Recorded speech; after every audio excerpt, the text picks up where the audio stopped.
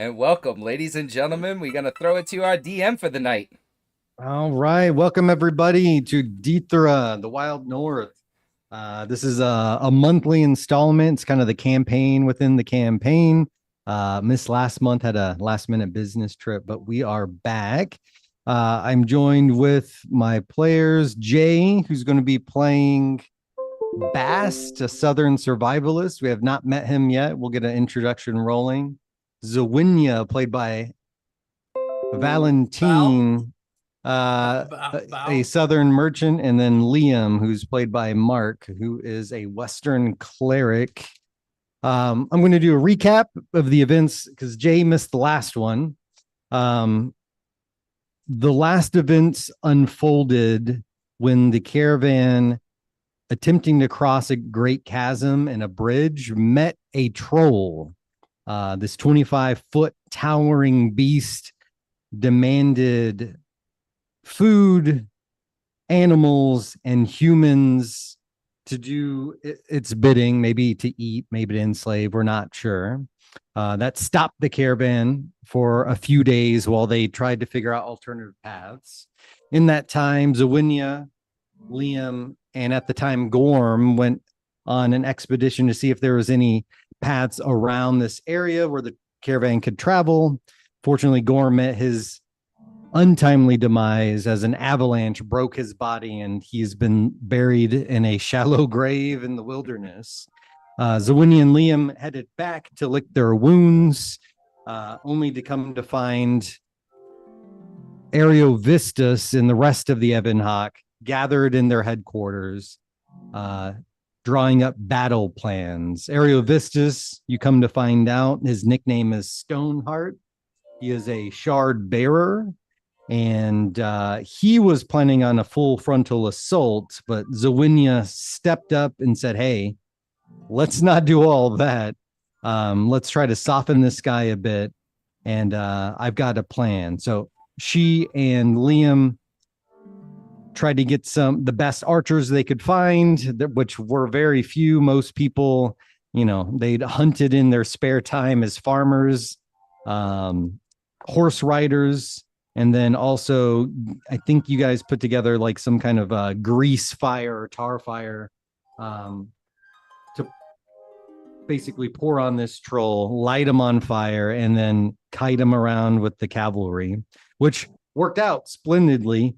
2 men and 2 horses were killed immediately as this troll swung a massive tree and turned them to pink mist. But in the meantime, the assault worked exactly as planned. They covered him in grease, lit it on fire. As it was reeling from that, the Evanhawk assaulted it from all sides. A few of their members severely injured, and Ariovistus, wielding the power of the shard, he took the tree face on as it swung the mighty weapon, and it shattered against his body, revealing he's just stone cold killer, literally made of stone. After that, they cut it down to size, taking apart its Achilles tendon. Bing, bang, boom. Eventually, he was killed and left in the dust. The caravan has now passed that area, moving across the bridge and down the narrows of the winding path. And I've got something written for this. So let me paint you guys a picture. It's a little long, so forgive me. So as the caravan navigates through the winding path of the narrow mountain pass, the air grows cooler and crisper, carrying with it the invigorating scent of pine and earth. The towering peaks on either side of the caravan seem to lean in as if sharing some ancient secret with the travelers. The journey through the confined passage is marked by anticipation, each twist and turn of the trail hinting at the grand spectacle that awaits beyond. And then, as if orchestrated by nature's own curtain rise, the pass suddenly widens and the world transforms before your very eyes. A boreal forest stretches out like an expansive tapestry, woven with countless evergreens that climb from the forest floor like ancient sentinels. These trees are draped in blankets of snow and seem to hold the weight of winter upon their boughs. creating a scene of ethereal beauty. Deep within the forest, a bustling frontier camp springs to life from the very essence of the wilderness. Here, at the meeting point of diverse cultures and ambitions, a vibrant crossroad of trade, exploration, and camaraderie thrives against the elements. The camp, a patchwork of tents, makeshift structures, and cabins, display a fusion of architectural styles, each reflecting the origins of its inhabitants. Sturdy log cabins with steeply pitched roofs stand beside intricately woven yurts adorned with colorful textiles, while nomadic tents share space with rugged, weather-worn shanties. It is a living mosaic of cultures where the smoke rising from cook fires mingle with the aromas of spices from far-off lands, creating an intoxicating scent unique to this frontier haven. The air is alive with the sound of a myriad tongues, a symphony of languages as varied as the people who call this camp home. Traders haggle in market squares, their wares displayed on rough-hewn tables. They've got exotic fabrics, rare gemstones, and spices that hint at distant lands. Mercenary groups, their armor gleaming in the dappled sunlight, gather to discuss contracts and form alliances. Adventurers exchange tales by roaring bonfires, their faces illuminated by the flickering flames as they recount their daring escapades and adventures. Amidst the diversity, a sense of unity prevails, a recognition that in this remote corner of the world, cooperation is not just beneficial, but necessary to survive. And I will move you guys here. Yeah, I gotta give an applause to that. That was, oh my god. Thank you for that. Holy cow. And then Nice. I've got a Stand up! He was number one! I've got a nice little picture to further bring that out. This is kind of what you see. I mean, it's stacked with people. Northerners, Westerners, Easterners, Southerners, all working together in this compact area. And the caravan continues to roll in. They move down this winding main road towards the Ebonhawk headquarters found in the northern part of the camp. And the caravan slowly circles and unwinds. And you can see that you're greeted by a number of faces, each of them happy to see you, but a little wary knowing that there's work to do. And as the caravan kind of unloads, what do you guys do? First of all, you need to get paid. So let me say that each of you that have made the journey, you're promised gold, or excuse me, copper. So you get 250 copper pieces each.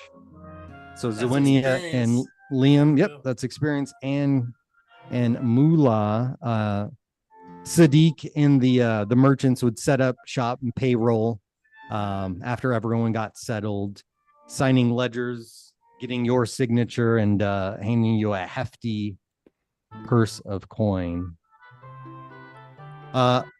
As that happens, we're going to slide over to our newest character, Bast. Describe what your character is, how he got here. Give us a little. So something. he sort of found this town coming out of the forest from the north end somewhere, rolled in sort of oversized clothing, little bit frumpy, but it doesn't look frumpy from the standpoint of like that was the clothes he was given.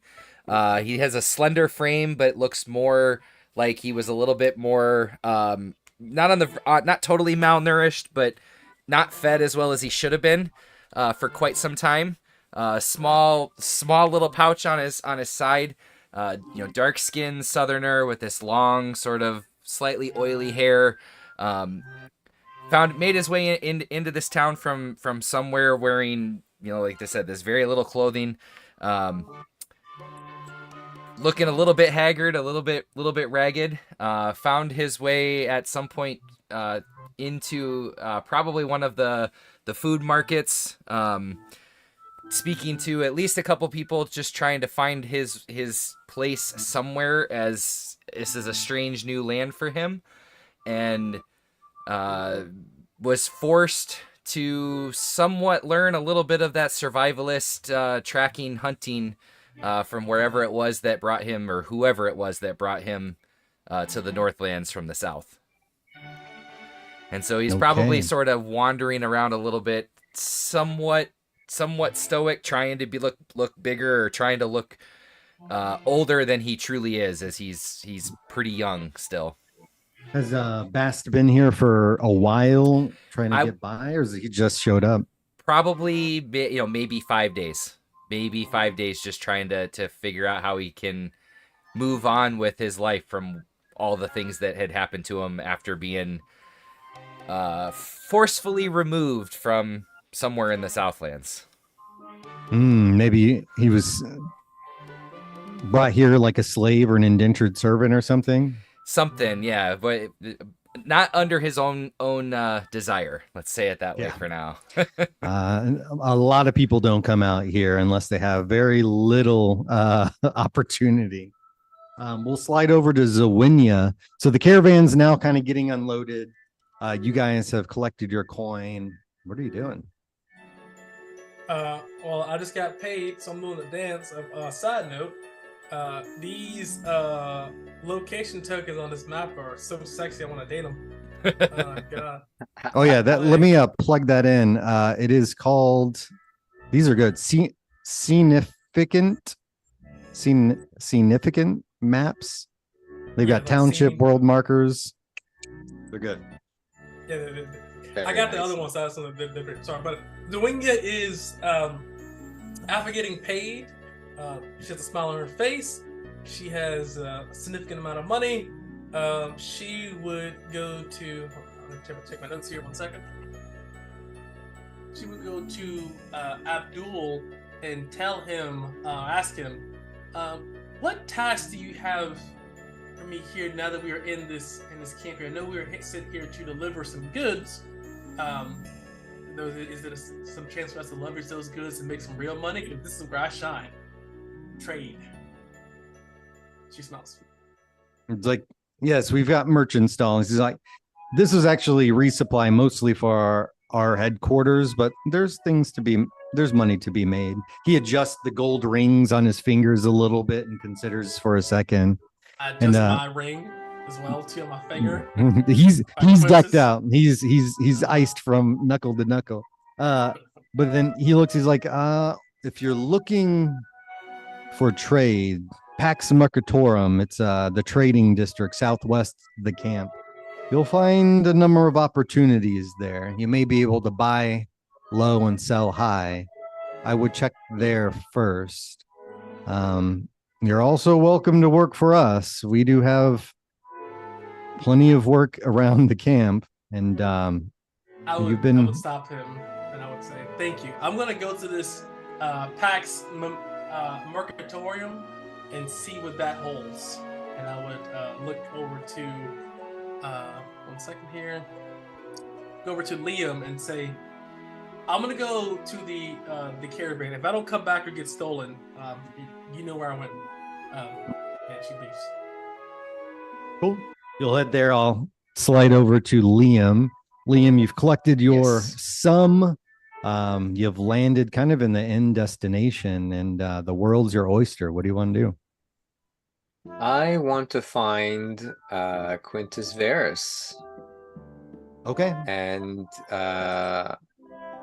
where is he hanging out, first of all? Is he at the Ebon Hawk headquarters, or? Yeah. So this map, of course, is only an approximation. But you would ask around and find pretty easily. He's got a nice, more permanent setup there. It's a log cabin. Okay. It's probably the richest homestead in this place, at least from what you can tell. All right, so I'm gonna go visit him. First, I'm gonna thank him. Thank you for this opportunity, getting us here and paying us this sum of money. I appreciate it. And secondly, we had that business about the map. If you're gonna plan an expedition to any of those places, I'd really like to be a part of it. You'll probably be able to find me at the Temple of the Shattered One, since I'm new here, so I'm gonna look there for work and accommodations. Quintus, he smiles and he's like, it's been my pleasure to be able to look over that map. We may plan a few. I'm very interested in what secrets it holds. I think there's something more to it, something that we're not getting. My translation is rather rough. If Yeah, you I'm happen hoping to, someone at the temple can help. They have learned people there, so yeah, I would suggest you find, if you can find any books or anything about ancient northern language, maybe from the period of the First Kingdom, bring it to me and we can do more research. But said it's been a pleasure. You're welcome inside the Ebon Hawk headquarters anytime if you need work or resources. And good luck to you. And I'll he'll keep go that back in to his mind, good studies. sir. Thank you. So I'm gonna head to the Temple of the Shattered One, introduce myself, tell them I'm a man of the cloth from the West. I'm Right. looking for work. As you head to the temple, it's less of a temple and more an open air tent, kind of like those mega churches set up. It's rather poor. There's a few people sitting there in silent prayer. There is no service, but you do see an elderly man. He's got heavy winter robes that are deep blue and a massive mustache and beard. And he looks up curious. What does Liam look like at this point? He's pretty rough. It's been 4 or 5 days, pretty treacherous. More than that. He probably is like he's blonde, but now he's probably really dirty blonde. Like he's got stuff in his beard and his hair's all matted. His clothes are like really dirty and ripped and like sewn together in patches. Yeah, the man would look to you and probably mistake you for a beggar. He says, please come in. Are you hungry, my son? Oh, thank you, brother. Yes, sure, I could eat a bit, but I'm not here for I'm not here to beg. Actually, I'm here to offer. Offer. Yes, I'm a man of the cloth. I've studied the teachings of the Shattered One, and I'm a man of belief, and I've led a small congregation where I was from, and now I find myself here, and I'm new to this place. I'm looking for work. I'm looking for a place to live. I'm hoping that you can accommodate both. The man's look softens. He is rather stern looking at all times, but his eyes kind of disappear behind the folds of his wrinkled face. And he says, well, that's good. It's finally good to see somebody who's educated around here. I've been trying to spread the word. And as you can imagine, it's been an uphill battle. It's like, yes, there's plenty of work to be done. And he kind of like gestures to the temple. It's in poor shape. I mean, it's like canvas patchwork tent that's set up. Oh, we lost you for a second, Val. You're back. And he's like, sure. If you do you have any skills with a needle or maybe a hammer? I'm not very dexterous, but I'm pretty strong, if I do say so myself. And I can read and write, obviously. But if you need work in the field, I can definitely do that. I'm used to it. Wonderful. Do you have a place to stay? No, I don't. We just rolled in with the caravan of the Ebon Hawk. The Ebon Hawk. Okay. So you come from the south. Have you been in these lands long? Nope. Fresh off the boat, as they say. Is there any news from the outside world? Do I have any news from the outside world? That's a good question. I would share the news I have. Probably not much. You're a knave sent out here, so Yeah. So I mean, except for what's happening in my homeland, yep. About when I left, I don't really know. No, I'm not a man of travel. What you would Not know about the Western people is that they have been expanding in the north. The original town you guys kind of landed and met up at, it's called Camber, and that's kind of like a nice mix of the northern and the western societies. They almost live in happy harmony, but that's unusual. Most of the people in the north look at the westerners as foreign invaders. And there is a massive city, well, massive for the north to the west, that is completely controlled by the Western kingdoms. And that's really all you would know. But he would know that as well. No news other than what you've had. And he's like, very well. My name is Brother Malcolm. You're welcome to stay with me. My living quarters are rather Spartan, but I can make a place there. We eat twice a day, and we have our sermon twice a day as well. If you'd like to wash up, I can walk you there. Just follow me, and he'll say a kind word to a person as he walks by. He puts his hand on their shoulder. You guys head back into, I guess, the living area. You pull back the fold of the tent flap, and you see, I mean, it is meager. The bed is not really a bed. It's like a haystack, basically, on the ground. There's one better than my bedroll. Yep. There's one night table where you see a thick tome, a leather-bound tome with lots and lots of like pieces, bookmarks all across it. You imagine that's, well, you would recognize it. That's the Holy Scripture. But he motions, he's to a small clay hearth, and he says, you're welcome to stay here.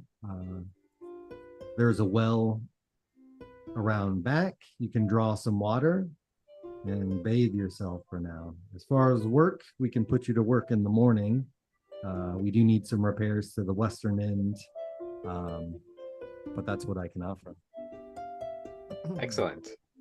So I thank him kindly, and I'm gonna go take what I assume is a really, really cold bath. Yes. Oh yeah. They don't, the small hearth is enough to keep the place warm, but it's definitely not a place to cook on. So all right, we'll slide over to Zawinia. Zawinia, you walk through the many muddy pathways of this camp, and you find yourself in kind of, what is the name of the camp?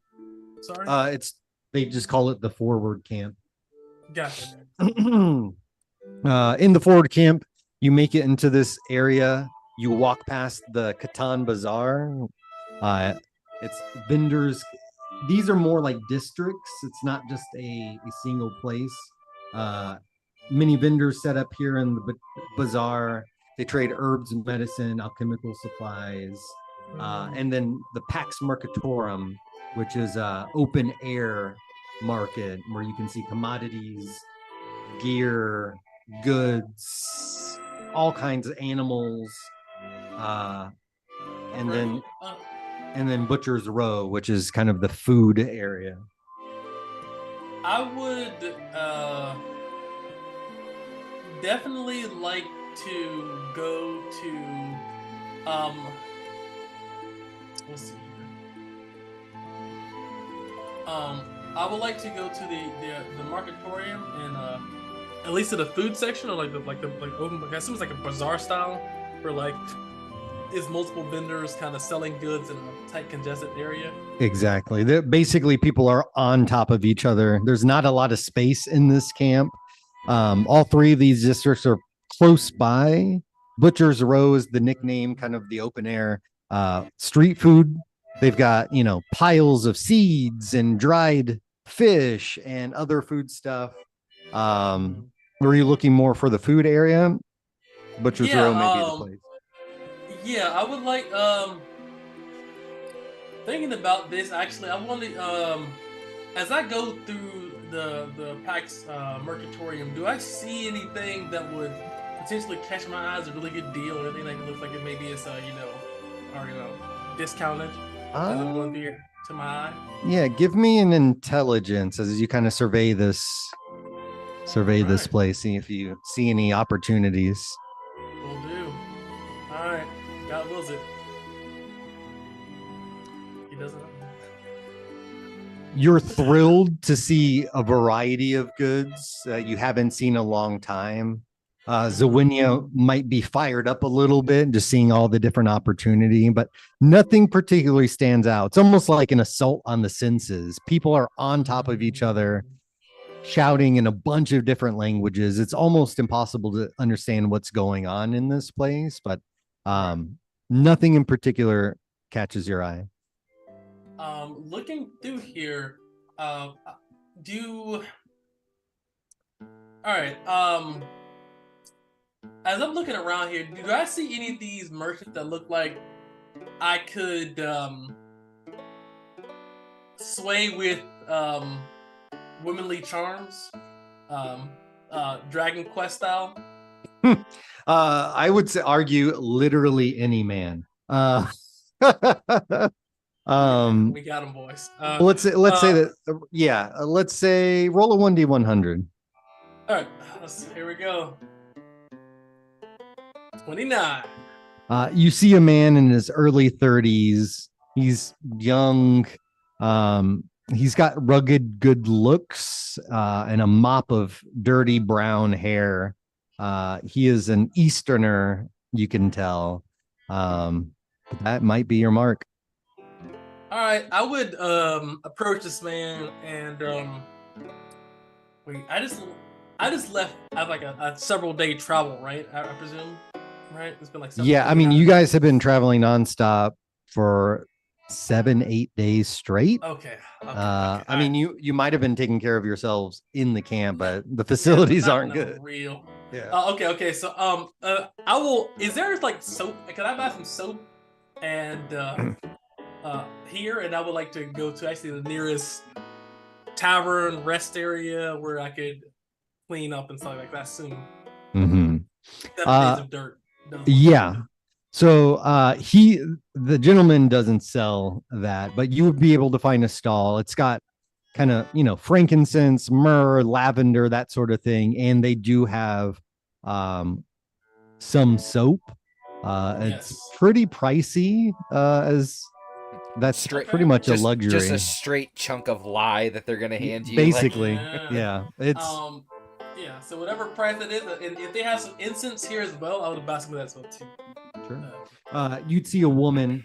She's quite young, maybe 16, 17, very thin, some Calvin Klein model thin. You can see the bones coming through. But she gets what you want. She'll package it very nicely, and she'll charge you 35 copper pieces. That'll include basically 2 large chunks, like just rough soap. Okay. You can see that they've been infused with just herbs and other, floral stuff. Like you can see them floating in the soap. All right. And then, incense? Some perfumes. She'd give you some incense. It's more like potpourri, just a loose bag of potpourri. All right. Well, I would take this. I will thank her, and I would ask her, where is the nearest place where a woman could actually get a warm bath?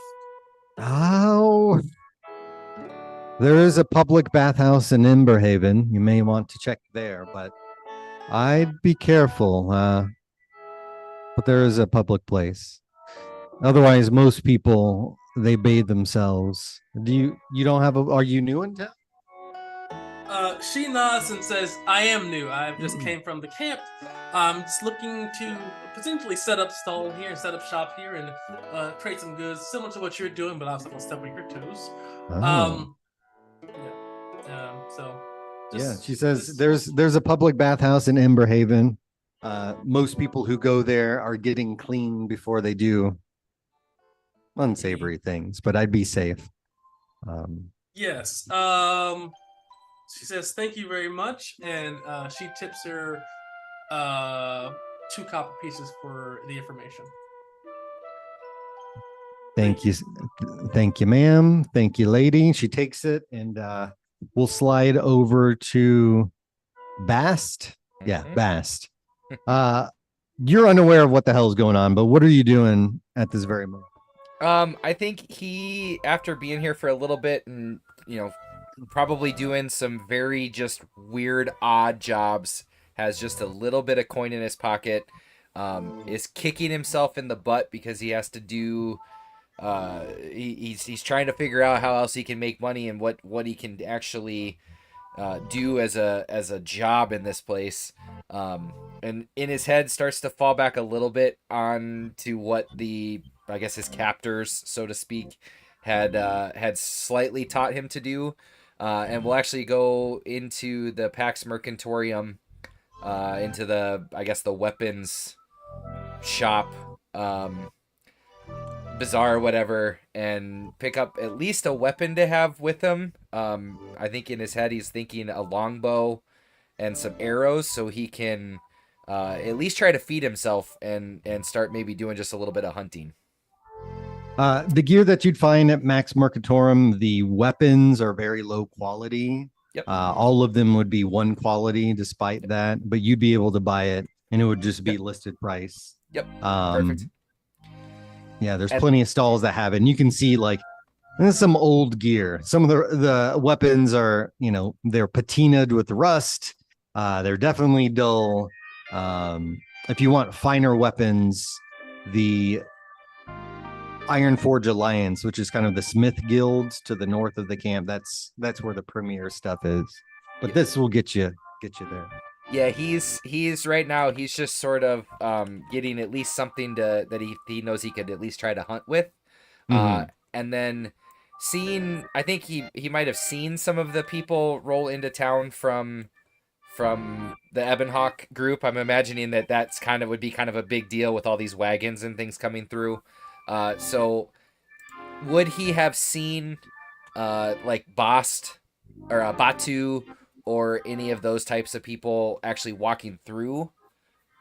Yeah, you'd see. I mean, you're right. It would be kind of a big deal. Not a whole lot of action from the outside world happens here that you're aware of. So a caravan with 60, 70 people with medicine and goods headed by at least the most famous mercenary group in this area. Yeah, you'd see it. Batu, you would not see. Okay. He just had surgery to get his leg cut off. So you imagine he's in some kind of infirmary recovering.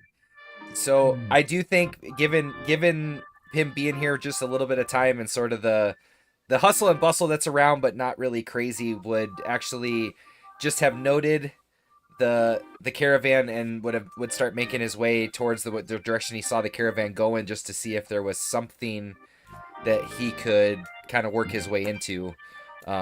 Maybe finding where the people are unloading the caravan and sort of talking to just a couple people, like, is there someone I could speak to about, helping, getting a job, helping out with whatever's going on here?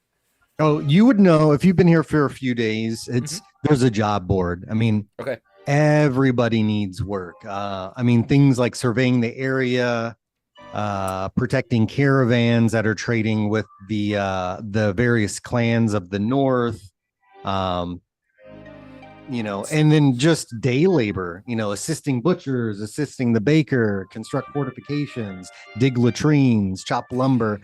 All manner of day labor is available. And then since you're a survivalist, surveying really kind of the area, people need maps, and this is pure frontier.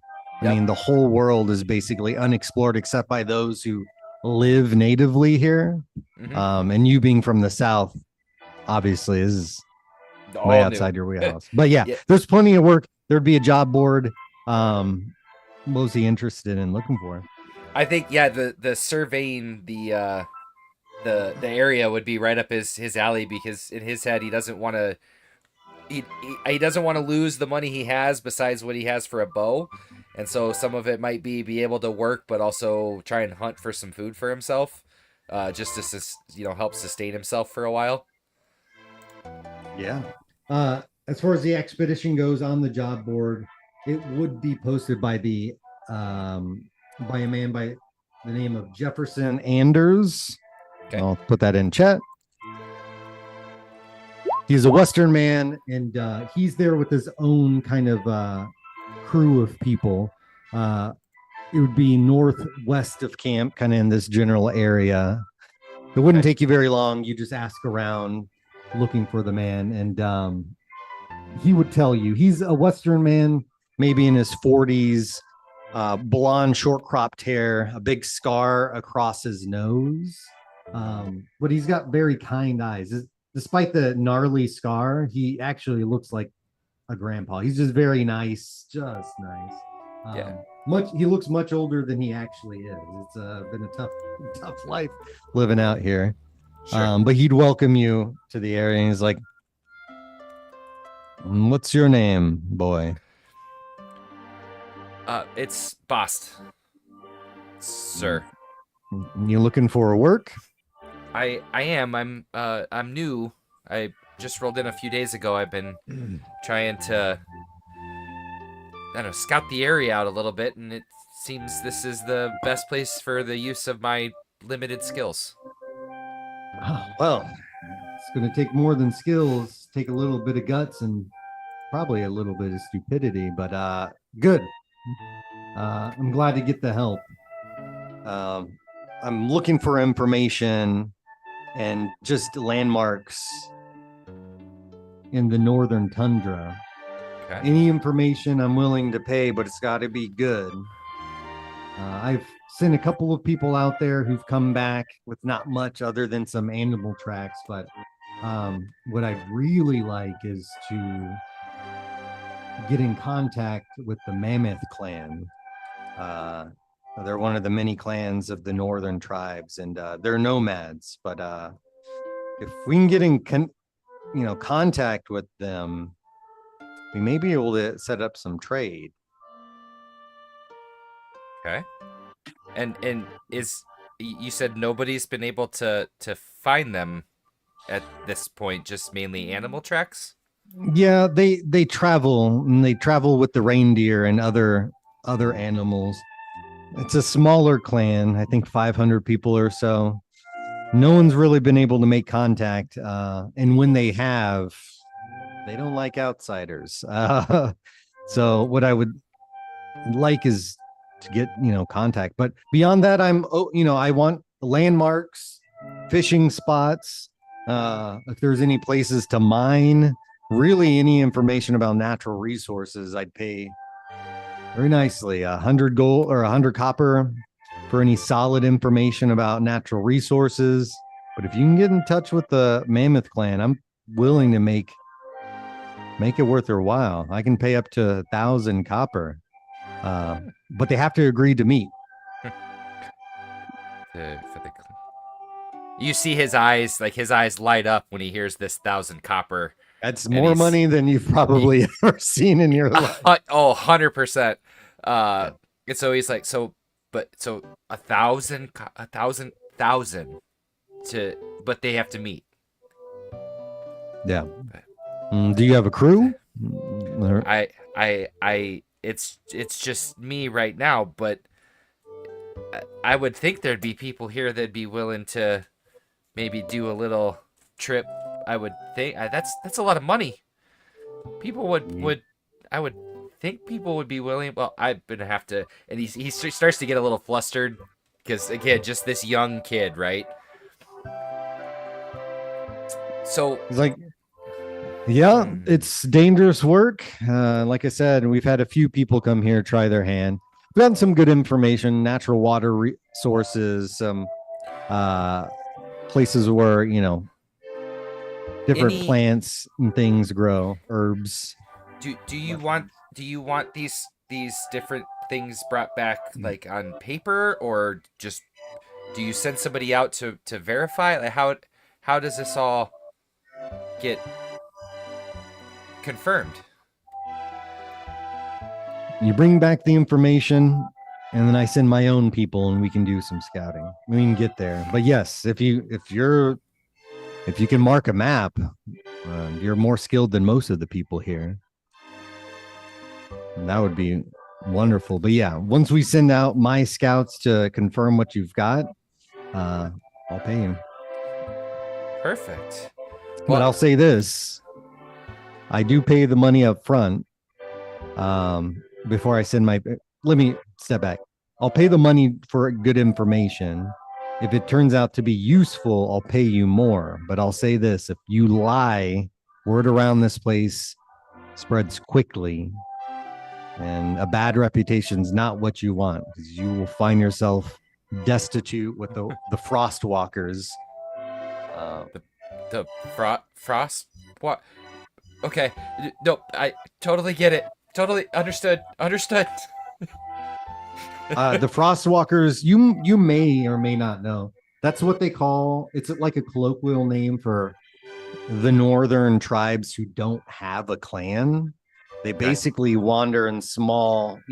Even the northerners kind of shun them, but they call them Frostwalkers. They're generally considered outcasts. A lot of them are beggars. And outside of this camp is a smaller camp where they've set up, and it's beyond a shanty town. It's extremely poor. Okay. A lot of these people are beggars and thieves and whatever else. Or at least that's the reputation. Okay. So then he starts kind of muttering under his breath to himself, like, need to find people. There's no way this is gonna happen. Jefferson, I appreciate the info. I will I can promise I'm gonna look into this, but I agree that having some other people would probably make it a little safer out there. And you see, like in his head, he just has this whole like running through some of those northern parts to get away from what he was involved in and the dangers that were around, that could be around. Not knowing you what they barely are, made but it out alive. Just to get here, and there was a lot of luck probably involved. Probably more luck than anything. Absolutely, yeah. So, and he kind of starts muttering himself, but then he'll stick his hand out to him, to shake his hand, like not kind of timidly, like not knowing if this is really how this all goes. And I think Jefferson, I thank you. I will be in touch. Bless your soul, son. And he grabs your hand, shakes it, and he gets back to work. He's got a knife out and he's whittling some wood. Looks like he's trying to build up a little fortification in there. But, and is it like late? It's like mid-afternoon or later in the day at this point then? Yeah, I would say it's probably 3-4 in the afternoon. So it's okay. So then I think beyond midday. But yeah, I think then I would try to just make my way to if I've been here a few days, like the cheapest possible place to find some food and a bed, where maybe there's some people around that he could have some conversation with about trying to find somebody willing to potentially go with him on some sort of trip to to do this. Yeah, in Butcher's Row, you'd be able to find food all kinds of food. So you could probably find something rather cheap, just standard rations or that. Sure. There isn't really a place to stay. There's no inn. This place isn't all that established. Okay. There is some areas kind of like tent camping if you have your own gear, but beyond that, you're just going to have to live off your own skill or. Yeah, he's probably been. Well, he's probably been for the days he's been here, then just like trying to tuck into any warm spot he could find. So I think maybe after being here a little while, he might head towards maybe the Temple of the Shattered One. I could see that being at least a slight place that he could sort of hunker down. Oh yeah. That's a place where it's poor, but there is shelter. A lot of the destitute or whatever else would go there. Yep. Not a lot of creature comforts, but they would be attended by the couple people who maintain the temple.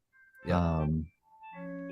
So I'd probably buy just enough food that I could to as a way to try to say thank you for it. Bring enough food to at least say, here's a ration or something for people to like a donation to the temple, right? Yeah. To be able to have a place to stay. So I I'll look at the cost for that one, make sure I take that off. But and then yeah, he'd head there and start sort of see if there's anybody that he could possibly speak with who might be willing to hear him out on doing anything from a money making standpoint.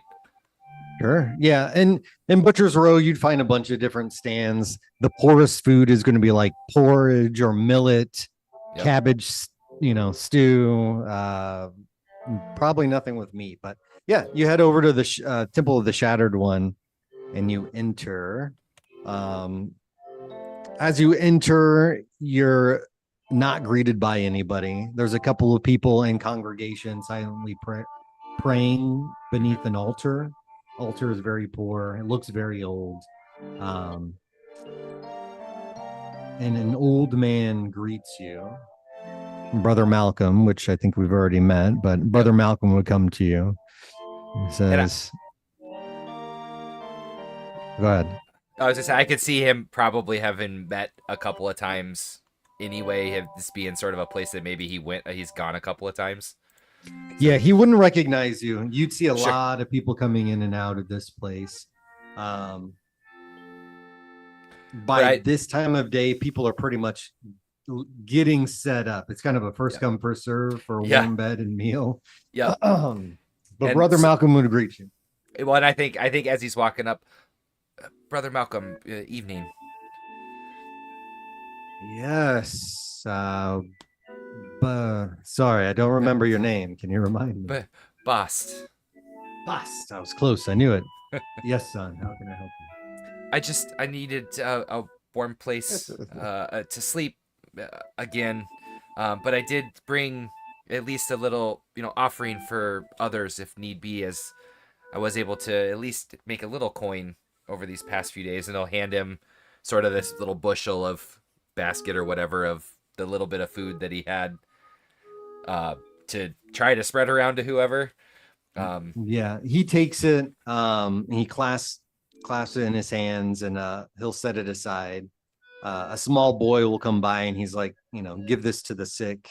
And he says, "You're welcome here, of course. Many newcomers are here. You can work in the morning. I do have some work. We do need to repair the western side of the temple. Are you good with your hands?" I think I can be. I mean, I feel like I'm a quick learner. You said there's some new people have rolled in. Any people of note that would be an interesting person to speak with? Oh, a fellow came here just earlier. He's in the back. He's a man of the cloth. Liam, I think his name was. He traveled here with the caravan. I don't know what are you looking for? Interest how? I had a conversation with a gentleman in the northwest part of the camp, Jefferson, about some work that could be a little bit more up my alley, but it's not necessarily something that I would want to go at alone. And so I'm figure if I could talk to some people, maybe I can find some people that want to go in on it. Well, he was looking for work too. He said that he'd commit to the repairs in the morning. You may see him then. Otherwise, he's in my quarters. I'd find a place to sleep soon and claim it before someone else does. I will do that. I thank you, and thank you for the information and the work you do here. I'll be more than happy to attempt to help repair the temple tomorrow. Maybe I see him then and let him. If that caravan that came in, I'm sure they've been walking a long time and he's probably tired. So hopefully I will see him in the morning. He makes a gesture with his hand, kind of like a half circle in the air, and he says, "Pick up the pieces and follow the path." And then he walks away to attend to the rest of the people. Perfect. The area where people are basically setting up is a big tent area. I mean, threadbare canvas. The wind is almost coming through the walls. A lot of people are, you see some families, mother with children, you know, old people who can no longer take care of themselves. They're huddled all against each other for warmth. Imagine most of them are strangers, but as mentioned in the opening, a place Yeah. like this, unity prevails because it's just necessary for survival. It is Yep. bitterly cold in here, but it does shield you from the elements. Yeah. He'll claim a bed probably as much into a corner as he can because I don't necessarily know if he's figured all of that out yet, given everything, and so he'll just kind of sit there, claim his spot, and sort of wait for morning. Like the demographics too, just to give you an idea. Yep. Half of them are Westerners, 40% Northerners, 6% Easterners, and 4% Southerners. So you're pretty rare. Yeah. There are a few, but you haven't seen many. And a lot of the people probably would shy away. Maybe from me shy anyway. away. Yeah, they're not going to engage, especially with the reputation that the South has as being kind of greedy, money hungry, and extremely cutthroat. Yeah, when you walk down the sidewalk, they're going the other side. Yeah, so 100%. 100%. Hell no, I'm not doing it. And yeah, then he'll tuck in for the night, knowing that he'll get up in the morning to help with the repair the temple, and kind of keep in the back of his mind that name. And cool. We'll slide to Zawinia because I'm assuming Liam will be doing the same. Zawinia, you make your way to Emberhaven.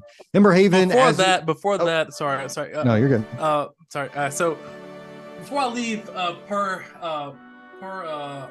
Mercatorium, Pax Mercatorium, I would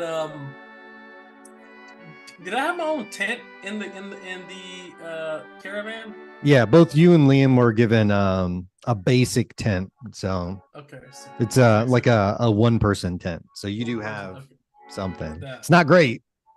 Yeah. Okay. So okay. So then if I have a tent, then yeah, I would. Is okay. Could I possibly buy? Are there pack horses here or donkeys? Oh yeah. Here in the Pioneers Outpost, this is where the majority, you'll find kind of skilled laborers, trackers, farmers, hunters, animal handlers. That's where a lot of the animals will be either stowed up, being fed, whatever else. But yeah, you'd be able to find a pack horse. I would go and try to buy one and try to this is really rough and tumble, guys. She tried to do the whole baby doll eyes and say, I need to defend myself, and use her womanly charms to try to get a more either on cost price or cheaper price than what you normally would possibly. Yeah, you would know as a merchant that for animals, especially in this area, they're expensive and the markup's 50% on top of whatever the base is. Give me a charisma as you're trying to use your feminine wiles to try to get a decent price here. All right, cracks knuckles. Here we go. 16. All right, let me see here. Oh yeah. So when you get here, there's all types of animals. People have got trained war horses.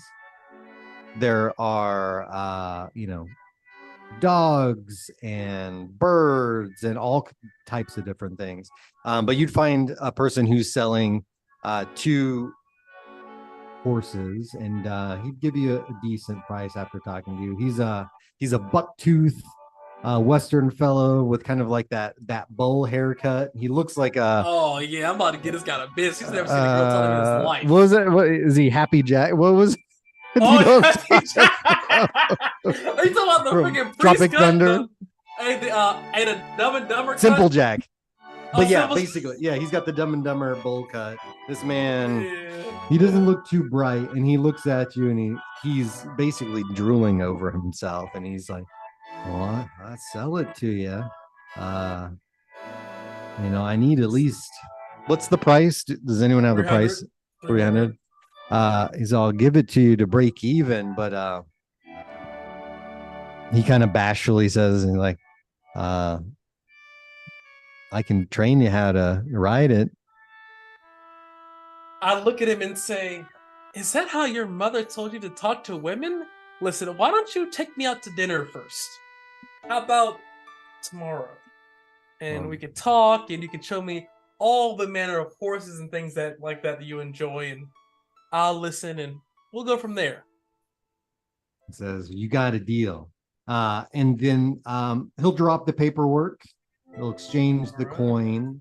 The horse does not come with a bit and bridle or a saddle. That's some extra charges, but you do have yourself a horse. Well, I am a female, so I don't need the whole saddle thing. Too much. Break some balls. But You can talk to any woman, it's gonna hurt. It's gonna hurt, but it's like not like a dude.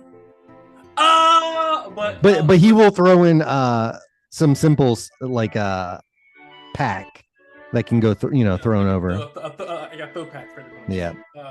And she would she's been dragging her tent around.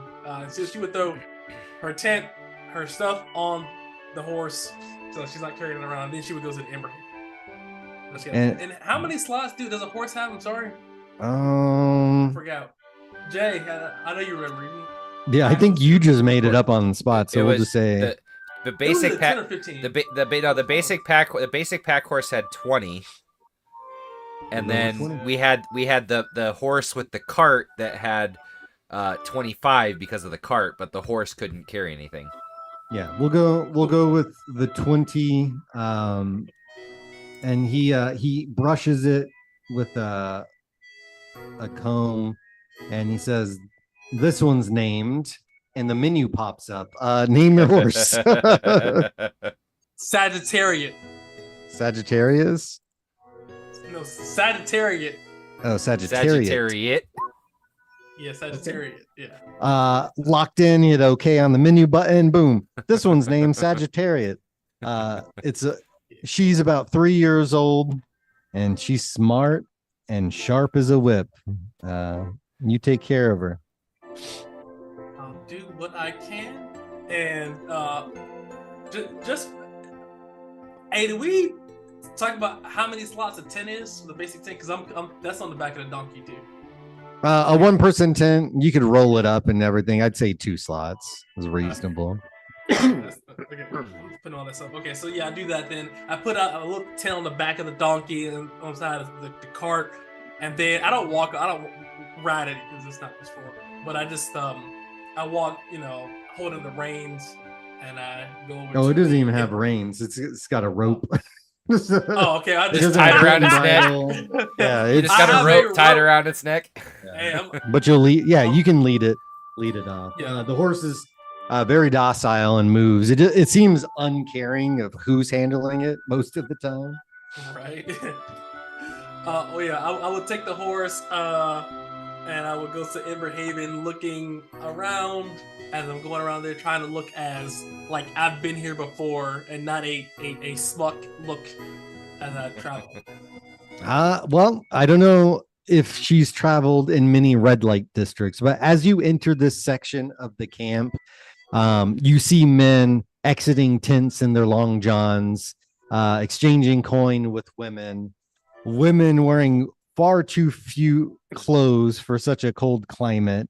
Many of them have seen better days. A lot of them seem abused. Men and women are basically, hey, you want a good time? They're soliciting all types of different things. This place is got a couple of like basically bars right there, open air saloons where people have got small little stumps set up and they're enjoying bottles of liquor. This is the place where the men let loose. Lots of prostitution, and other things going on here that's not in the open. As a merchant here, as I'm walking through, I want to listen to some of the prices these women and men are charging, and just keep it in the back of my mind as I'm going through here for future business reasons. Sure.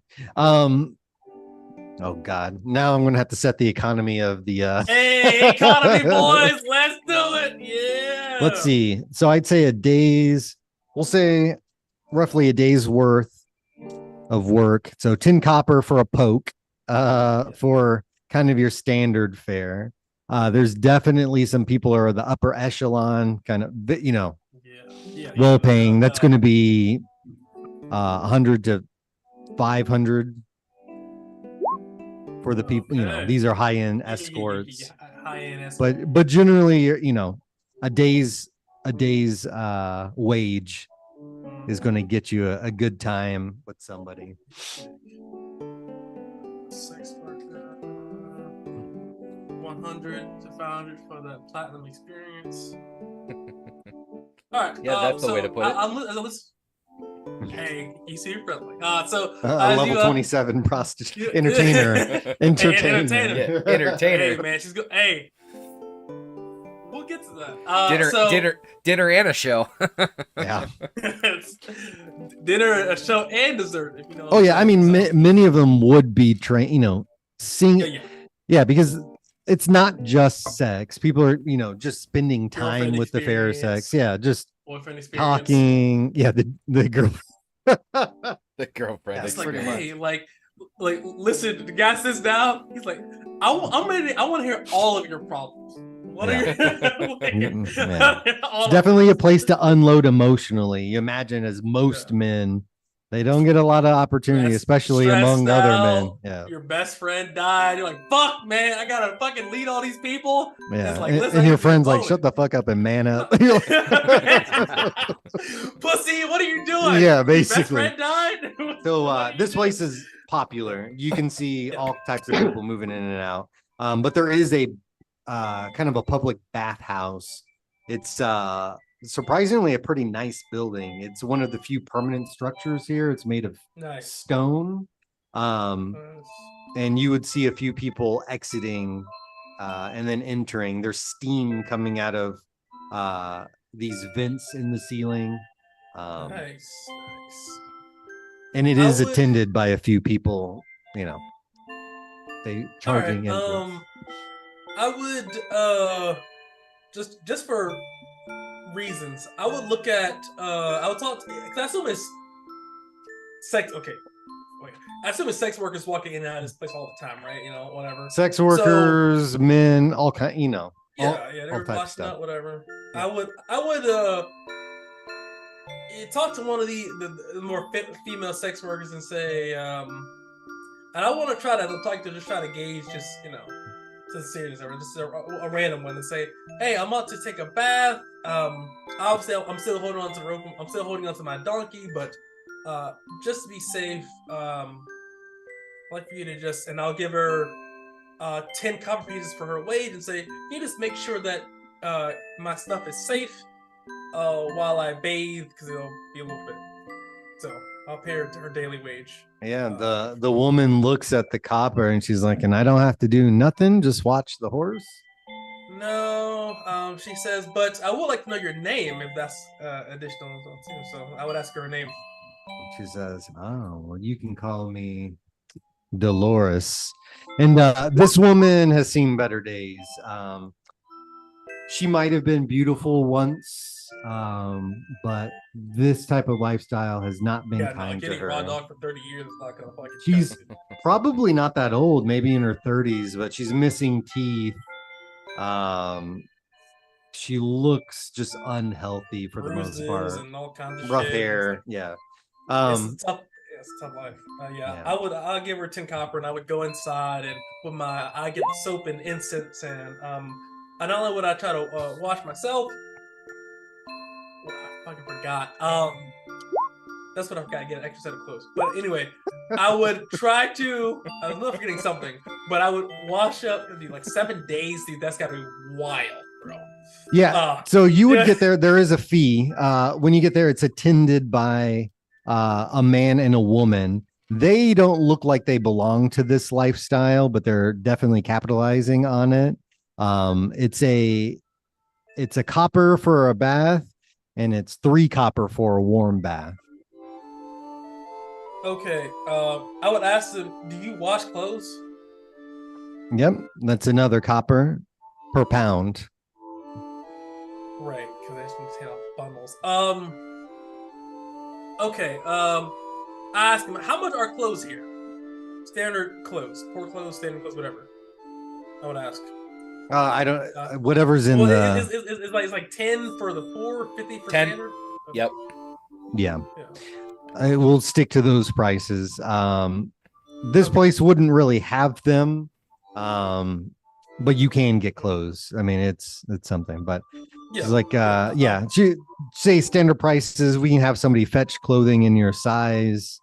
Yes. And yes, we can do laundry. All right, I would say yes. Get me a extra set of how much are winter clothes again, guys? Jay, do you know? 100. I'm getting broke. I have to be careful. I'll do Yeah, 4 for 10. all these Just to be careful. luxuries, man. Taking a bath, getting Hey, some new but clothes. you gotta set the tone. It's true. You know, but she gotta- gets the poor clothes. Yeah, she's got to dress for the job she wants, basically. Yeah, right. Basically, you gotta make it so you make it kind of thing. She'll pay the 10, and then she'll pay the 4 copper pieces, and she'll make it 5 and tip them. Oh, yeah. So they do a good job. The husband and wife, they'll get their affairs together. A young boy, maybe 12 years old, he runs off and begins to draw the bath. There's multiple kettles kind of round back over fires as they're warming water. You see kind of a slew of people, maybe a dozen women scrubbing clothes in these massive basins. But eventually they'll do what you ask. It'll take maybe 30 minutes for them to draw enough water and heat it up for you. It's not a luxurious tub. It's basically a basin full of water, but a basin full of water, a washing tub, basically. But they do have dry linens that they set kind of folded up there next to it, and it is private. Bathing. Yep. Yes, I'm bathing here, washing up, scrubbing up, getting some of the blood and dirt on my hair for 7 days, and that's it, the trip. So I can only imagine because I took a shift to get here. So it's probably been like weeks. I think you took a proper bath once, maybe. I think so, but it was like definitely. Oh yeah, it was yeah. So at least 3 or 4 days of just funk and just blood, sweat. Just because it's cold doesn't mean you don't sweat, especially in this, all this warm fur. And you definitely didn't bathe with soap, so. No, I didn't know so. It was just warm water. So I'm brushing down some soap, and they're using this incense to definitely smell presentable, people. And after a while, I'll come out with my poor clothing, but still clothing nonetheless. It's clean. And have my ring on, I would say. Zawinia would feel like a new woman. 5 pounds of grime just scraped clean. There's a ring around the tub basin just of dirt and oil and soap. But she looks good. Zawinia, she's naturally beautiful. And so she definitely stands out in a place like this. She's turning some heads now that she steps out. I mean, I don't care how nice your clothes are. If you look ugly, you only do so much.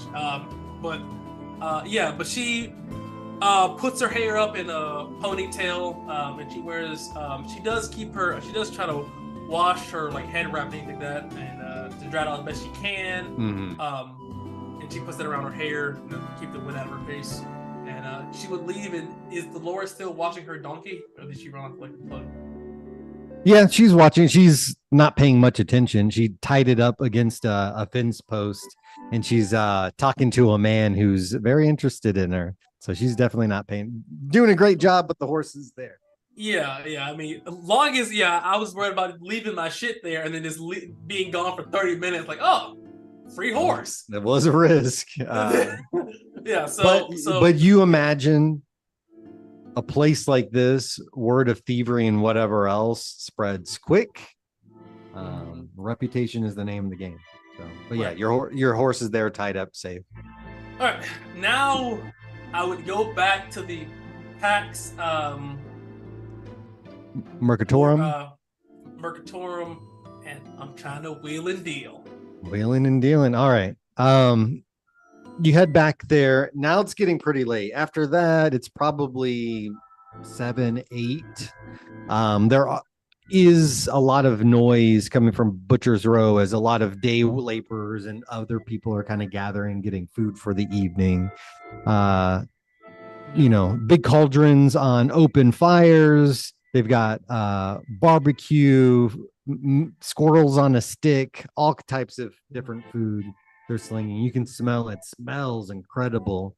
Pax Mercatorum, a lot of the stalls have kind of closed up at this point. There are a few people. Still, what were you looking for? Yeah, as I come here, I'm gonna look around and just get a better feel for the market, right? So I'm just kind of basically like market research. Basically, I'm looking around and seeing like the average markup of the price, things like that. Looking around, trying to get it because and I'm using this to try to. So in my mind, this is my plan. So I'll be getting aware. All right. Sure.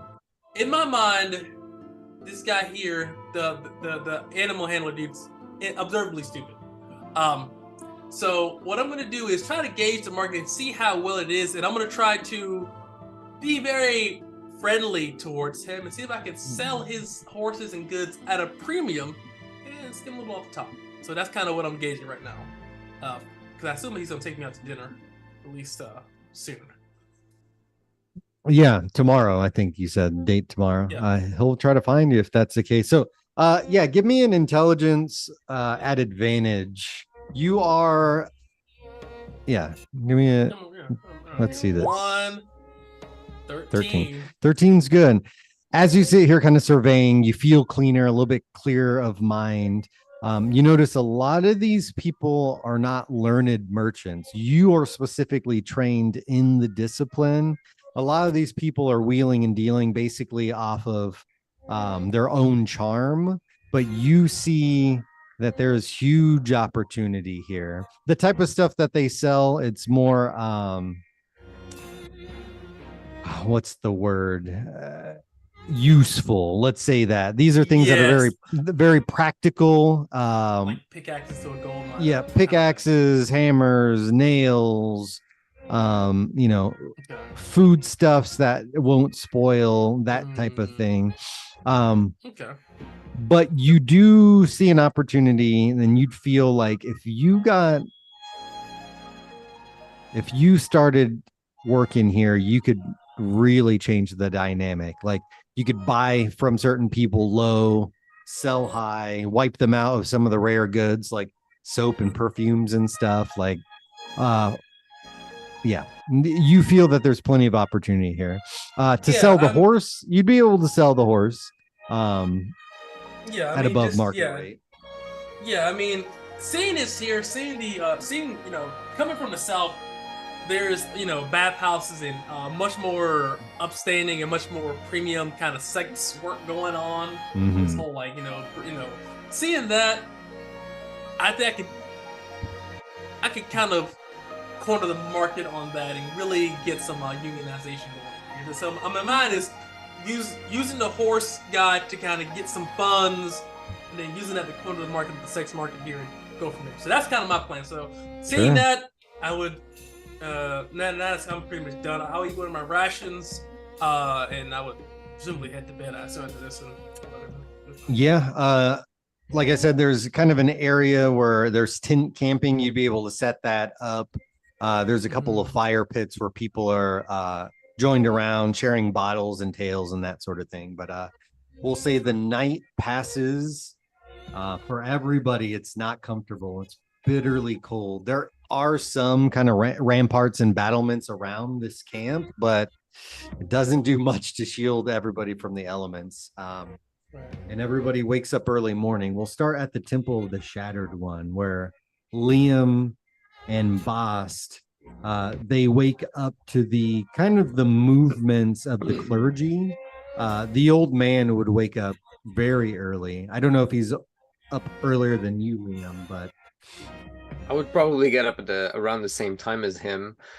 Just as a side note, though, did Jeb follow me? I kind of forgot that little boy I said I was going to take care of. Oh, yes. Yes. Well, so Jeb and his grandparents, if you're taking them under care, yes. Otherwise, they were accepted by the Ebon Hawk, kind of in their, in their custody. But yeah, they would follow you. You guys have built kind of a relationship over time, so they would be in the same area as Bost is, kind of huddled up with the rest of the poor and the wretched, let's say. All right. That's good. Okay. I'm just gonna like make sure, okay, you guys are okay. You have some food. If you need like some clothing or something, I have some money. I'm gonna give them, I don't know, like 20 coppers.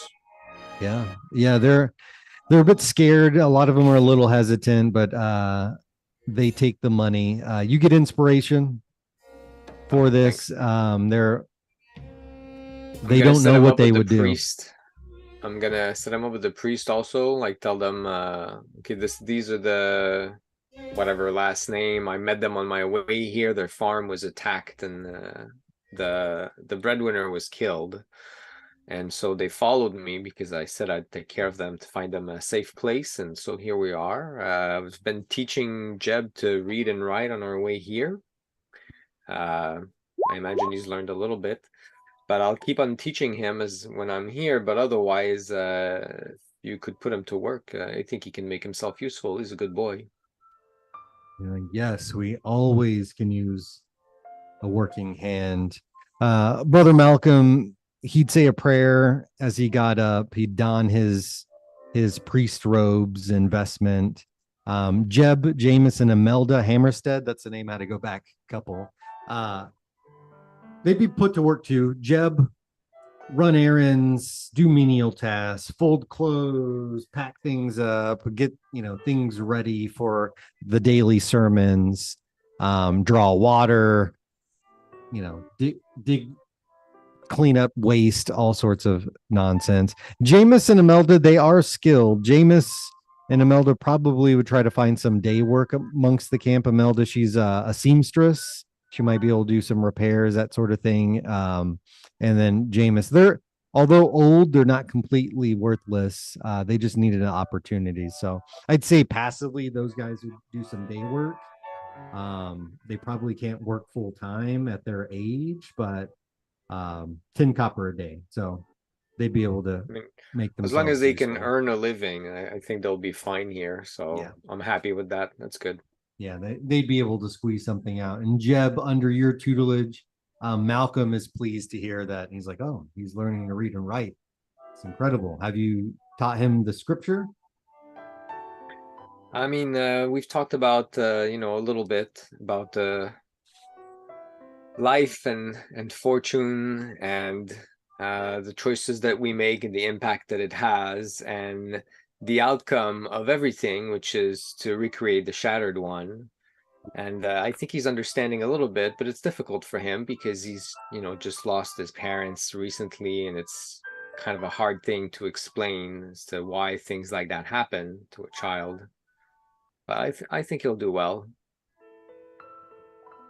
Brother Malcolm, he looks a little saddened at this, and he's like, the winding path is unknown to a lot of us. I'm hoping that at least there's a light for this boy. Take him in. He'll be of good use. We do have kind of a Sunday school, he'd explain, where the kids come and they do that. They tell stories and teach them basic skills, that sort of thing. So he'll be fine here. And they're always welcome. Great. So for the repairs, I've noticed that everybody's really cold because it's kind of open air. So I would recommend that we install maybe some sort of tarps with like cross supports Mhm. to block out most of the wind, at least coming in on where the areas where people sleep. And then we would be able to install maybe A if floor we could probably would be. So it's not open air necessarily, but it's if we could threadbare. run pipes with water underneath the floor and we could heat that water, maybe we could heat up the room a little bit, and the hot water could be used for other purposes as well. That I that's a don't little think pipes complicated. exist. Yeah, I don't think pipes exist in this world, but they do have like you'd be able to get like a hearth or something built, right? Like a wood Yeah, stove, that's a what I'm little wondering. chimney. Like, is there like aeration enough, like that it wouldn't smoke in? But if we can install something like that, do that. But definitely tarps at least so that they don't have the wind blasting on them when they're sleeping. Yeah, a legitimate hearth would be pretty difficult. But like there's yurts, which are kind of that Mongolian tent style. A lot of them have an opening in the middle. Yeah. So you could fashion something like that. Brother Malcolm is like, whatever you think would take the misery away from these poor people. Have at it. We I, don't have much in the way of I'll pay for resources. the supply for this. Don't worry. I just made a little bit of money coming here, and I'd be more than happy to spread it to the people who really need it. You are a blessing. There was a young man, dark complexion from the south. He was looking for work. His name was Bast, I believe. I'd find Tim. He may be able to help you out. Oh, that sounds good. Thank you, brother. So Uh, I'm gonna go look for Bast. Yeah, I'm sure he's probably at this point up and sort of slightly aimlessly trying to assist whatever reconstruction there is going on of the side of the temple. Um, More looking to whoever has any sort of skill to try to get direction from them. So you probably see him a little bit, timidly scurrying around to figure that all out. there's not much. I mean, the people who Yeah. are working here, they definitely unskilled. And Mhm. the type of things that they're doing to try to build this place out is like add tarps, kind of fill in the gaps with hay or dirt. It's it's makeshift at best. Yep. They're scavenging, wood and whatever else that they can, but yeah, Well, then I wouldn't call this a construction project. Yeah, This is he's survival. he is probably doing a lot of then fetching of being a survivalist and as makeshift novice survivalist that he is, probably just kind of scurrying around finding whether it's stones or sticks or whatever to fill those gaps that fit. Just trying to use that vision of a survivalist to do that. That's probably where you'd find him then. Okay. Yeah. So, Liam, you would see the man described doing the best that he can with what skills he has, with a few other people trying to make kind of, a makeshift shelter. At least, basically, I imagine it's like a lean-to. You guys are just putting up Yeah. wood and branches the best you can, but it's amateur at best. Trying to weave things together to lock in, lock the air out as much as possible. Yeah, because that's the main thing. Is like the tarps are threadbare, but there's no floor. Yep. And it's brutally cold just sleeping on the floor that way. Yeah. But yeah, you Right, find so I'm just gonna call out to him. I'm gonna say, "Hey, my friend, I was just looking for you. This is exactly what I was planning to do today. You need some help?" I would, and I'm sorry, and you I'm are Brother Liam. Liam. Yeah. Yes, brother Malcolm was mentioning you last night. Actually, I wanted to talk to you as well. You Oh, came in excellent. you came in with that caravan yesterday, right? Yes, we did. Over the mountain. It was quite the travel. We ran into a troll. Crazy story. A troll, like a Yeah, real, yeah. Huge fella. Very mean. Wanted to eat us all. He just like very snacky. But we burned him and stabbed him and made our way through. yeah. So I really want to talk to you then. Well, let's talk on the way. We need to buy some supplies to fix this place up a bit. So you can tell me your story while we get ourselves to. I actually don't know where we'll get some supplies. Have you been here a while? A few days. I mean, yes, a few days. What kind of supplies are you looking for? I mean, the Pax Mercatorium has a lot of just simple supplies, and Butcher's Row is Oh, food well. supplies right in the same area. I think the bazaar has some alchemy stuff and like elixirs and things. Hmm. Um, Well, I was thinking some wood, some tarps, some nails. Uh, maybe some tar if the roof is leaky. I don't really know. sure. Well, I mean, nails we might have to go up the I think the blacksmith is a little further north in the camp from where we are right now. So we might have to do a little walking around town to collect everything, but I think we can find it all here. All right, that sounds good. Then we'll have a lot of time to talk, my friend. Perfect. Hey, where are you guys heading first? To the Smith Guild? I guess the nails will be pretty essential. So, yeah. Right. You guys head north. Liam, you'd recognize this place near the Ebon Hawk headquarters. When you guys originally kind of dropped off all the supplies in the caravan, kind of broke apart and people went their separate ways, there was a Smith's Guild, very large. It had about 3 different forges built, varying sizes. You can see smokestacks rise up, hear the banging of steel against or iron on iron as these people are drawing metal into horseshoes and nails and hinges and a variety of goods. It's thankfully warm as you enter this place. It's probably the first time you felt a lot of heat. Your bones thank you, but yeah, there's tons of people. They're selling nails. They've got boxes full of it, just loose, varying sizes. Rather cheap. I mean, you can get, I'd say, like 2 dozen for a copper. All right, so I'll pick up 2 dozen, what, like 10 coppers worth of nails? Okay. Yeah, they'd have hammers and other tools too available if that's what you need. We'll keep it simple and say, actually, do they have a hammer in the? Let me pull up the rules. Hold on. Let's. Yeah, they do. Yeah, they do. Yeah. In the book, yeah, probably. Hammer. A hammer yeah, is anvil. 10. A hammer is 10 copper. Okay. Yep. Yeah, nails are. Nails are in there too. Yeah, nails Okay. are 12 for 5 copper. Okay. Yeah, we'll go. Yeah, nails are hard to get. Yeah. We'll Hard stick to with make. that. I mean, I don't know. Oh, yeah. No, you're good. The economy is always the hard Whatever thing in makes these sense to you, games. I'm not gonna.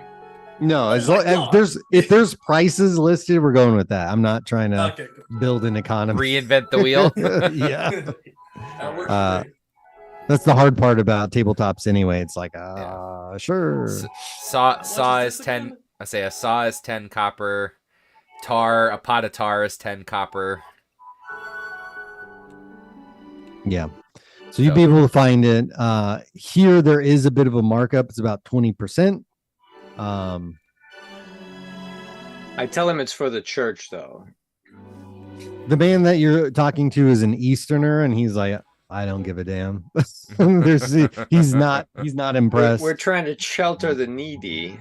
That's what these supplies are for. And I'm trying to feed my family. These pockets are I needy. see, You wanna feed these I see we're all needy, huh? Like that's the price. So there'd be a 20% markup on everything. You can round down for anything, for whatever you guys need. All right. Cool. But they'd be able to sell it to you in basically infinite quantities, at least enough for you guys to get by. So, all right. So I'll grab a hammer, a saw, 60 nails. What else would we need, my friend? Well, what is it that you're truly looking to? I want to insulate the building a little bit so that people can sleep without being blasted by the wind. So I want to put up some cross beams and a tarp. Well, I mean, if we can fill in with some tar, that would definitely fill in those, insulate any cracks in the weave. But tarp, I mean, potentially some rope if we need to tie that down. I mean, the nails could work, but you put nails into a tarp, it's gonna just tear it with the cloth. All right, I'll buy some rope too. 120, no, 50 foot of rope is 10 copper. We can cut it. Yep. All right, that's good. Expanding, damn. I mean, if you have did they have did they have good cook pots and stuff at the place? Yeah, this the Iron Forge Alliance, they would have anything that could be smith. So no, I mean at the church or the temple, did they have like good cooking gear? And because they make food for everyone. Yeah, they have one big like cast iron cauldron, but beyond that, I mean, we're talking wood plates and I'll buy cook pots. Okay.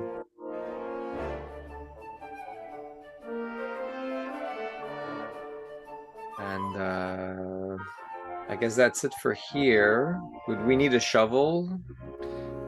I mean, again, if it just depends on what you want to do to fill in any air gaps. I mean, deep soil is always a little bit more moist, easier to pack, and then can dry out okay with some decent heat. Yeah, I don't know. I'm not really an expert in this, I've built some survival shelters, but I can't say that I'm necessarily a I don't know, house builder. I never really had to. It's so hard in my mind not to yell out things. Yeah, yeah, you guys definitely would not have any kind of skill. You'd be approaching as like, from a survivalist point of view, I mean, the best you're doing is like a lean-to. Yeah. Well, and like again, tying up a tarp. Yeah, in my head, it's like I'm seeing, okay, if you're gonna build, say, like a week-long shelter, you're gonna get whatever you can to block the wind, and if there's gaps, you're gonna use whatever you can to, some deep soil, some tar, some leaves that you can pack with mud, like. In my head, I'm thinking log better than what there is. In my head, I'm thinking like log cabin chinking, like the stuff that you put between the that they used to make out of clay for between the logs in a log cabin. Yeah, that's what in his head he's thinking, because it's like, okay, well, that's about the only thing he knows to fill gaps to try to weather and windproof. It'll take him 3 years to build that damn house. Yeah, it'll take you a while. That's a pretty massive project. Right. Yeah, and I need the tarp, but I can't find anything that would be equivalent to that, so you'll have to price it, I guess. Yeah. Like a ship cloth would be similar, right? Yeah. No, like a sail cloth would that be similar to each other? Is there a sail listed here? Let's see. There should be sails on there. Are there sails in there? I don't think so. No, you made it up when we were doing it for. Yeah, what did I say when I made it up? I'd say like a personal one-man tent would be similar. Yeah. So 50, because like textiles is not easy to get. Like, so these are hand woven. Do you know what I mean? So it's not 50 copper. I'd say for what's a personal tent, like a 5x5. No, I think of like personal tents can be a little bigger than that, because they're usually about 8x8, because you have people being taller than 5 foot tall. Is that like the more modern tent, or like an old school tent? I'm thinking like, how much is the old? There's fucking. Well, they're still. I'm thinking of like the little Peblos. Not Peblos. Well, yeah, but personal one-man tents is definitely, you have to sit at an angle. It's not like corner to corner. The whole like Native American, you know how they like the little fucking stick in like the tarp. No, I'm thinking military, where it's just the tarp over. It's like a triangle. There's no floor. Oh, I know what you're saying now. Oh, like well, I'll say 5 by. You're talking. Then you're only talking 2.5 feet up. Like, so it's going to be a little longer than that. Yeah, Yeah, you're that not would be really you're not tiny. standing in those. We'll see. Well, no, Uh, no, but that's literally even like a military tent. They give you at least enough room that you're not. Well, it's not decking. let me put it this way: we're not actually building anything, so we're just gonna let the narrative. Yeah, play it out. Yeah, well, Yeah. a decent Alright. sized tarp will say is 10. Yeah. Yeah. It's like, actually, hold on, let me get the schematics out. Yeah. Hold on, I'm gonna tell One you. man Here's a free Dimensions of- CAD system. dimensions of a one-man tent. The precaps. Yeah, and I'll pick up some Prefabricated. candles also for reading the good book. I'm sure that the priest needs the candles as well. Yeah. So we'll bring all that stuff back when we're done shopping around. Oh yeah, candle making is essential. Cool. Yeah, we'll say it's just a 10 by 10 tarp for 50. That seems reasonable. So I spent a little fortune. Yeah. Well, hopefully the good Okay. graces. Almost all the money I made is gone. You're a nice person. Maybe it'll pay back dividends. You at least have a place to work out of and a place to live. Yeah. All right, you guys gather the material. And on the way, I guess, kind of as we're walking around, he would, boss would just kind of look at. So I've been here just a little bit, and you coming from a caravan, being out wherever you came from. I was having a conversation with a gentleman, Jefferson, up here in the north side of the camp, and he's paying some pretty good money just to kind of scout the north, up further north of the camp. Things like resources, lakes and streams, bodies of water, fishing spots, game trails, places of interest. But the big one was he's been trying to find. I don't know if you've ever actually heard of it, but the Mammoth clan, the Northern Mammoth clan, kind of a nomad group, paying 1,000 copper for essentially to get a meeting with them. And I was thinking, I mean, I kind of came through the northern end of this continent very quickly and probably very luckily made it out. But I don't know. I was kind of thinking if I could find some people that would want to do a little journey. It sounds like some really good coin. Yeah, And, I'm it'd sure go a that long the way to temple helping could the use money. church. I don't know. What do you think? Is that something you'd be willing or want to look into? Yeah, if we can find a few more people to come out with us, that would be probably pretty decent pay. I don't know how far we'd have to travel. I haven't been out here a long time. This is the further out I've been. So, I mean, if you know the area outside of the city and you can get us around, then I suppose it's something that's feasible, and maybe we'll find other interesting things while we're out there. Yeah. I don't think I'll be much use in here anyway, so out there making money is a good idea. Do you know of anybody? I don't know a lot of people. A lot of people tend to steer clear of me in this town. I know one other so- person from our travel, but maybe there's some people at the temple. I mean, they're down on their luck. I'm assuming someone will be willing to do something for some money. It's worth a shot. I don't know. I just thought 100 copper per, good information for resources, and a little more if it's substantiated, and 1,000 if we can find this clan. I don't know. It seemed like good money that, and you can see like he doesn't look like he has any from the way his clothing are. He's barely dressed enough for the weather, and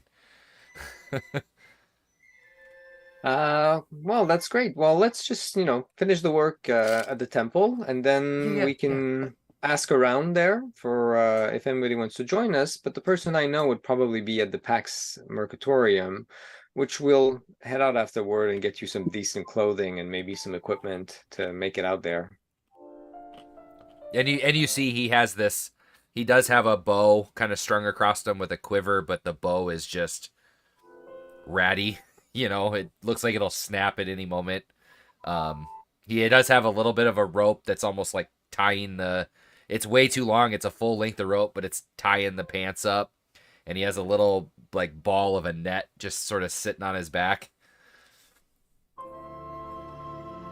Okay, so you guys head off to Pax Mercatora. We'll slide over to Zwinia. Zwinia, it's the next day. It was bitterly cold when you went to sleep, and it's bitterly cold when you woke up. You're fresh and clean, but what are you doing? So, okay. Seeing this here, I would like to go back to, is Emberhaven where all the girls with like the red light district was? Yes. So I would like to go back there and say a couple of and talk to some of the women there and just get a feel for the environment, like, you know, because I saw it, I was there, but I want to kind of talk to some people there in a much more presentable fashion. And look, I would try to mingle with some of the people there. Yes, good idea. Information is key, and when men are whispering sweet nothings to women, they will unload lots of secrets and different tales. So, in Emberhaven, you'd be able to talk to a few people and drum up a few things here. Anything specific you're trying? I would just get a. I mean, so from my background, I've seen performers that are very skilled, right? So I'm kind of talking to some of the people here and in the ballpark of how skilled some of the people here, and just the average age, quality, like, you know, are most of these people just like burnt? This is my time, burnt out of that life, or is it more average? So I can kind of get a feel for kind of the plans I have in motion. It's a huge mix. There are a couple of people who are kind of the higher echelon. They would be quite famous. In fact, there's one. Give me a second here. Okay.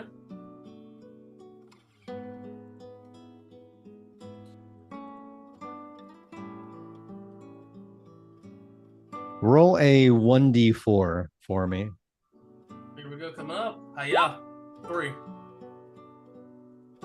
Oh, okay. You would have heard about a southern, so a kinswoman, a southern entertainer by the name of Imani. She is known to be a singer.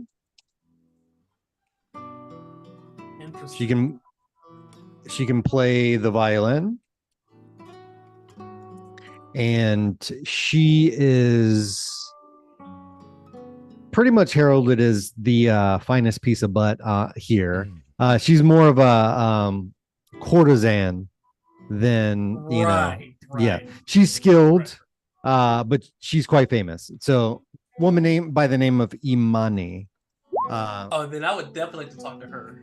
Actually, if she's available to be talked to, I assume I would get funneled, preferably to her. Yeah, most people are not.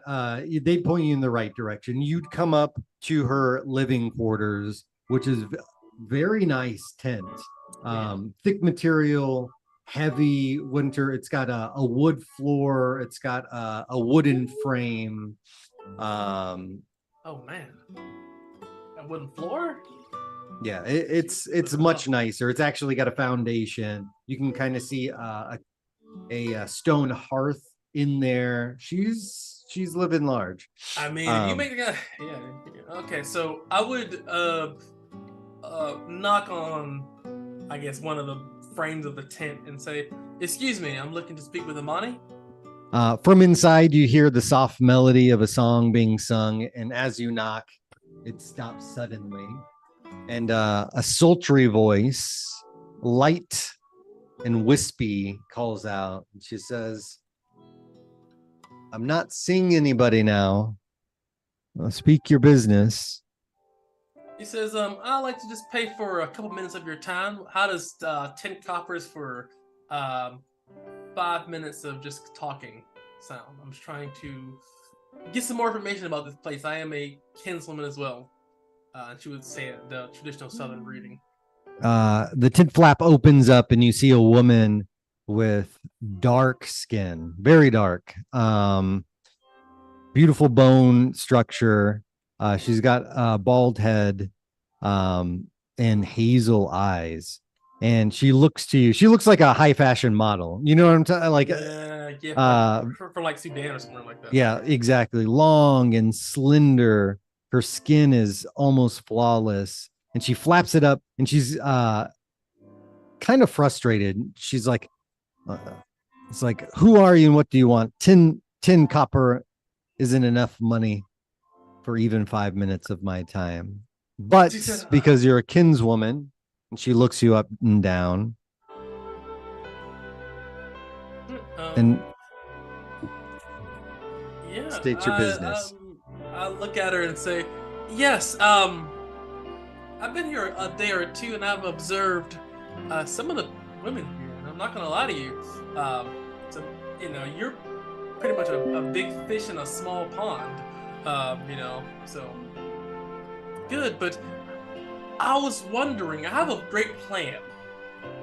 I was wondering that, in a couple of weeks when I get more currency, could I enlist your services as a key performer in my plan? I'm trying to, let's say, have a more upstanding situation here. Training some of the females here in more non-sexual acts to, at a cheaper cost, to have more people, to make more money, less danger to your fellow workers as well too. And seeing as we've done something similar in the South where people go to see shows of erotic dancing, I was wondering if that's something that you'd be interested in. For your prices, but obviously reach a much wider audience of people. And you make more money. She laughs very softly at you. The look on her face softens. It's almost like when a kid says something very kind of naive or silly, and then she's like, okay. She pulls open the tent flap, and you see what she's wearing. It's a long silken robe of dark blue. It almost matches. It's almost as dark as her skin. She's like, please come in. The hue of the hearth and candles spill out, and it's orange, and it smells very nice in there. She's like, please come in, get out of the cold. She would enter as well too, and she would have put on some incense, so at least she smells presentable. Just like, yeah, oh yeah, she'd look at you, and she's like, you can sit down. And she walks towards her bed, her body gently swaying, and sits down. She's got the poise and the grace. It's almost feline in nature. She's just like light as a feather, and she sits down and she crosses her legs and looks to Zawinia and says, it's a lofty goal. These women, they do not need saving. And I'm sure you'd be causing a stir. I must warn you, there are a few people, madams, let's call them, pimps is maybe a better name, that may not appreciate you trying to start something up. She goes and pulls out a long pipe and pinches something and fills it in there. And she starts to smoke it. Long tendrils of smoke kind of winding around her. And the smell is something that you probably have not recognized. Certainly not tobacco, what she's smoking. And she takes a deep breath and exhales. Everything from this woman just exudes sexiness. She's like, it's always on. But she looks at you with knowing eyes through the smoke, and she says, but I do like the idea. I've been getting bored here. It's a long time coming since I've seen one of my kin. Well, let's start introductions. I am Imani. I'm from the Southlands. I was born I was born in the capital city of what's the capital city? Hold on. Alc. Oh, I'm gonna butcher his name. It's Alcabazar. I had a. Hold on. But it's like Alcabazar. But yeah, I'm gonna give you the official name. Yeah, one second. Yeah, it's like. Yeah, put it in chat. I'm coming. Okay, Cool. I got you. But she says, I'm from there. I've been here for a few years. I was hoping to strike it big and start something of my own. And who are you, girl? Where do you come from? She nods and is Al-Azhar. Al-Azhar. Yeah, she is from the capital city of Al-Azhar. Yes. And she tells you she's been in here. She's been in these lands for maybe 6 months, and she was buying her time for a similar idea. She would say I'm from Khalid Behar, and I'm from a small town, a small village north of the virgin jungle there, where the white apes live. And she would nod, and I'll put that in chat too. And what is a country girl like you doing way out here? Those are pretty lofty goals. And she'll offer the pipe over. She'll accept. Things written to a host gift. I mean, they give him a host. She would say, "Well, I've come here that I've heard that the North is where money is made or money is lost, and I am trying to be on the money is made side of things. I hope to make enough money to where I could open up my own guild or hall in the capital, actually. And it looks like, presumably here, that there's a lot of men, and an unusually high amount of men here. And men was their. Can you turn down the music just a touch? Oh, sorry. So she says, once men's basic needs are met, they tend to need other things, and they pay premium for them. Especially in an environment like this, you could, charge absorbent fees. It seems like you already are. She smiles. I'm doing quite well, but if I'm telling you the truth, most of these men, they don't have expensive tastes, except for music. Now that is a rare find. So Zawinia, was it? And she smiles. She takes a candle from a nearby end table and kind of cups it and attempts to light the pipe for you. She accepts it. She's like, I'm not gonna. I got something, but she inhales deeply, drawing from this pipe, letting the smoke flow through her lungs and out of her nose, taking a deep inhale. Almost, yeah. When you take the deep inhale, as you exhale, you feel the tense, all the tense muscles and everything just kind of release, and you become a little bit hazy.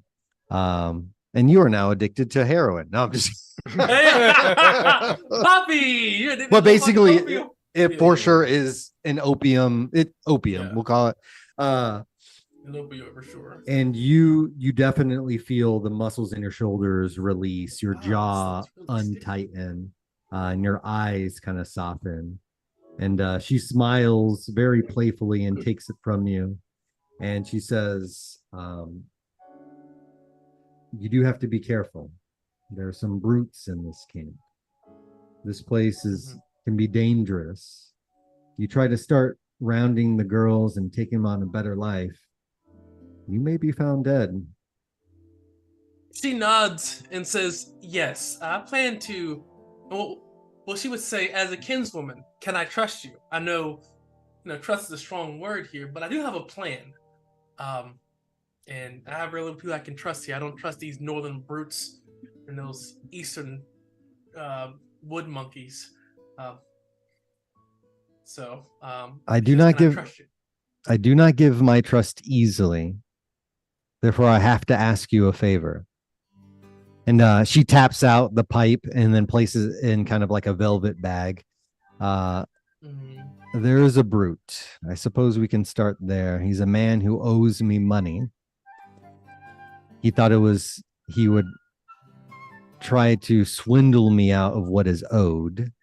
If you can take care of it and get me the money, then I think we can start a relationship with one another. How much does he owe you? It's less about the money and more about sending a message. But it's 250 copper pieces. I'd very much like that money back.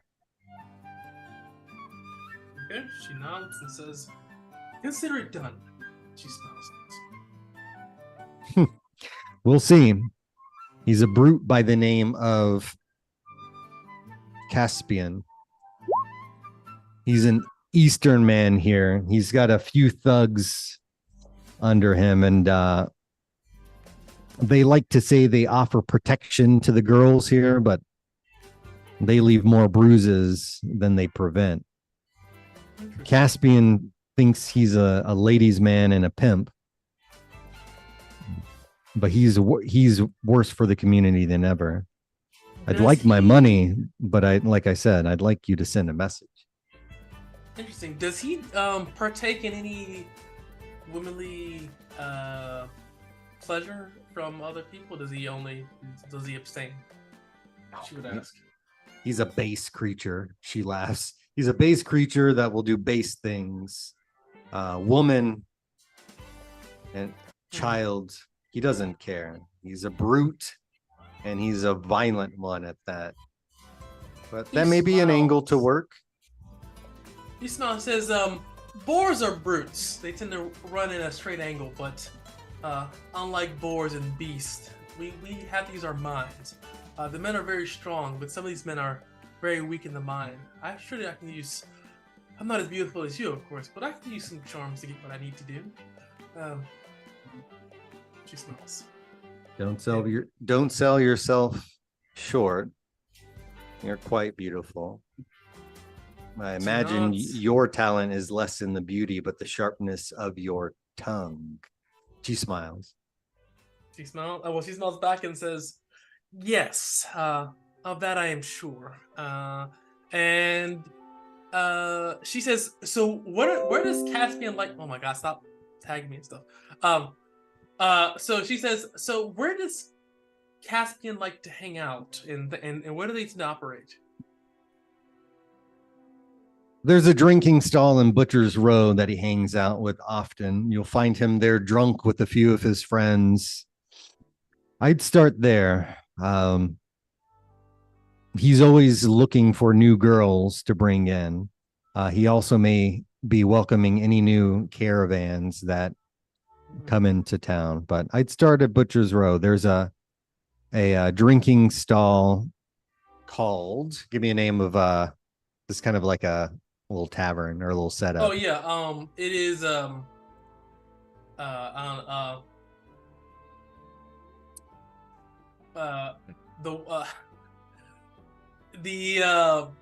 don't know, the Mammoth Tusk. Okay, yeah, the Mammoth's Tusk. It's a drinking stall there, controlled by a northern man. He used to be part of the Mammoth clan, but he left. You can find him there getting drunk, gambling, that sort of thing. It's where low lives hang out. I would ask that you do not kill him, but you can bring him close. And do not mention my name. Of course, you'll be so interesting. Okay, I won't kill him. It's interesting. Why not kill him? I'm curious. Interesting. I could do it if you want me to. Because a beat dog is more useful than a dead one. Interesting. Then that changes my form of engagement, but it'll make it nonetheless none the more harder. I'll consider it done. She says, "Well, I must plot and plan, but this should take no more than a week." And she smiles. Take your time. I am no rush. This is This is your plan after all. If you can prove to be crafty and you can get this done, then you have my trust. I can get this done. She smiles. He says, women like us tend to what we lack in physical strength we make up in mental acuity. I understand that even though you are beautiful, you've had to use more than your womanly charms to be able to make it out in a place like this without presumably a madam. So She smiles and says, "A serpent knows when to bare its fangs." But if you'll excuse me, and she'll walk you out, and after a while, you kind of hear her singing again. It's muffled and melodious, but there you go. She does leave the 10 coppers like by the door. Okay. She does do that. Yeah, the place is finely furnished. It's very nice. You'd find an end table to set it by. And with that, I say we take our 15-minute break. We'll slide over to break time as Zawinia, feeling nice and warm and very stoned, walks back into the camp. And we'll be back in 15, guys.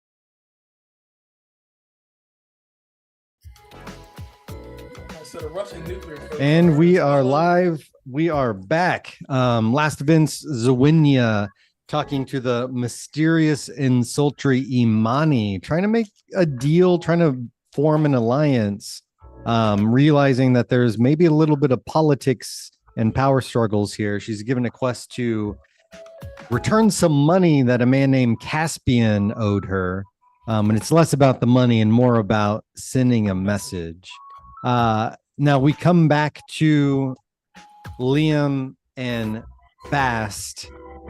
They've gathered materials. They've made it to the Pax Mercatorum, up to the Iron Forge Alliance. They've gotten some materials, and they're heading back to the Temple of the Shattered One. Yeah, what are you guys doing? You said you were looking for some extra helping hands. Yeah, we're gonna ask around there amongst the people. We're telling them we plan on starting a little expedition out. We're looking for this mammoth clan, see if we can find where they are right now. We want to establish a trade route with them and the city. So you'll be paid for the information. We tell them it's 800 copper for finding it. No, we tell them it's 1,000. I'm a priest. And go ahead. That we will split amongst ourselves, and we can find like other things out there that they're willing to pay for as well. So we want someone that has like experience. If somebody knows how to, mark maps or draw maps, that would be a huge help, because I think they're willing to pay a little more for that as well. You wouldn't. Nobody is a cartographer. Sure. Amongst the wretches here, you will find that. What is his name? Jeb's grandfather. Too many characters' names. Let me go back. It was Jameis. Jameis. He'd be able to help you guys construct. He, at the very least, has experience building structures.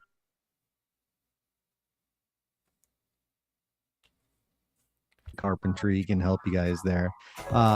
Amongst the wretches who might be interested, Liam, as a cleric, give me a charisma check. Do it at advantage. You're probably appealing to their good nature here.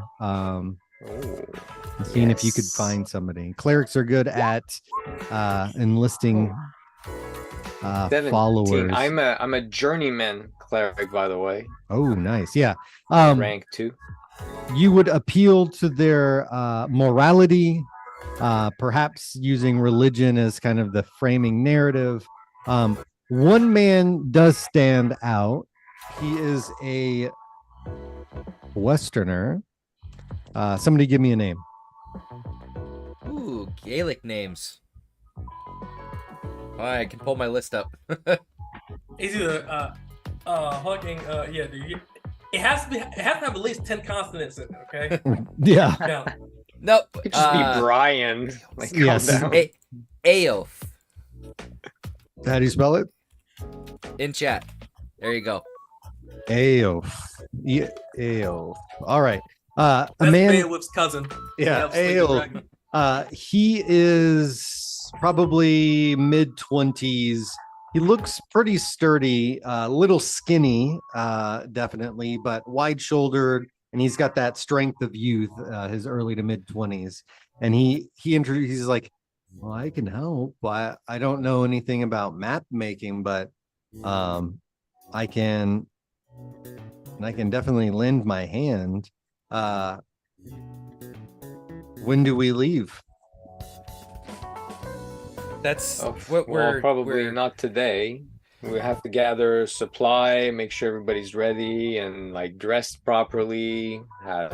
We have gear to sleep out. We'll need a horse and a cart probably. Someone roll a 1d20. We also need a profession for this guy. 18. He's a soldier. Christ. He's young. He says, I don't know much, but I did go through basic training in the West before we made it out here. I tried to enlist in the army, but they didn't want to take me. All right. Well, if we run into trouble, that'll be useful. Good. Fighting skill, I think, in the wild is always probably a good thing. I can handle myself in a fight, he says. I can handle myself better with the blade, but I don't have a weapon. Yeah, his background, he'd tell you that the company that he was with, they got lost in the mountains and several of them died. He's the only one. He's kind of been stranded here. Although the Western Empire and kingdoms, they have some influence here. The forward camp is neutral territory. So, Gene. But yeah, he's like, yeah, whenever you're ready, I'm ready to go, and I'll get a token and some stuff. But Liam, you have your first follower. As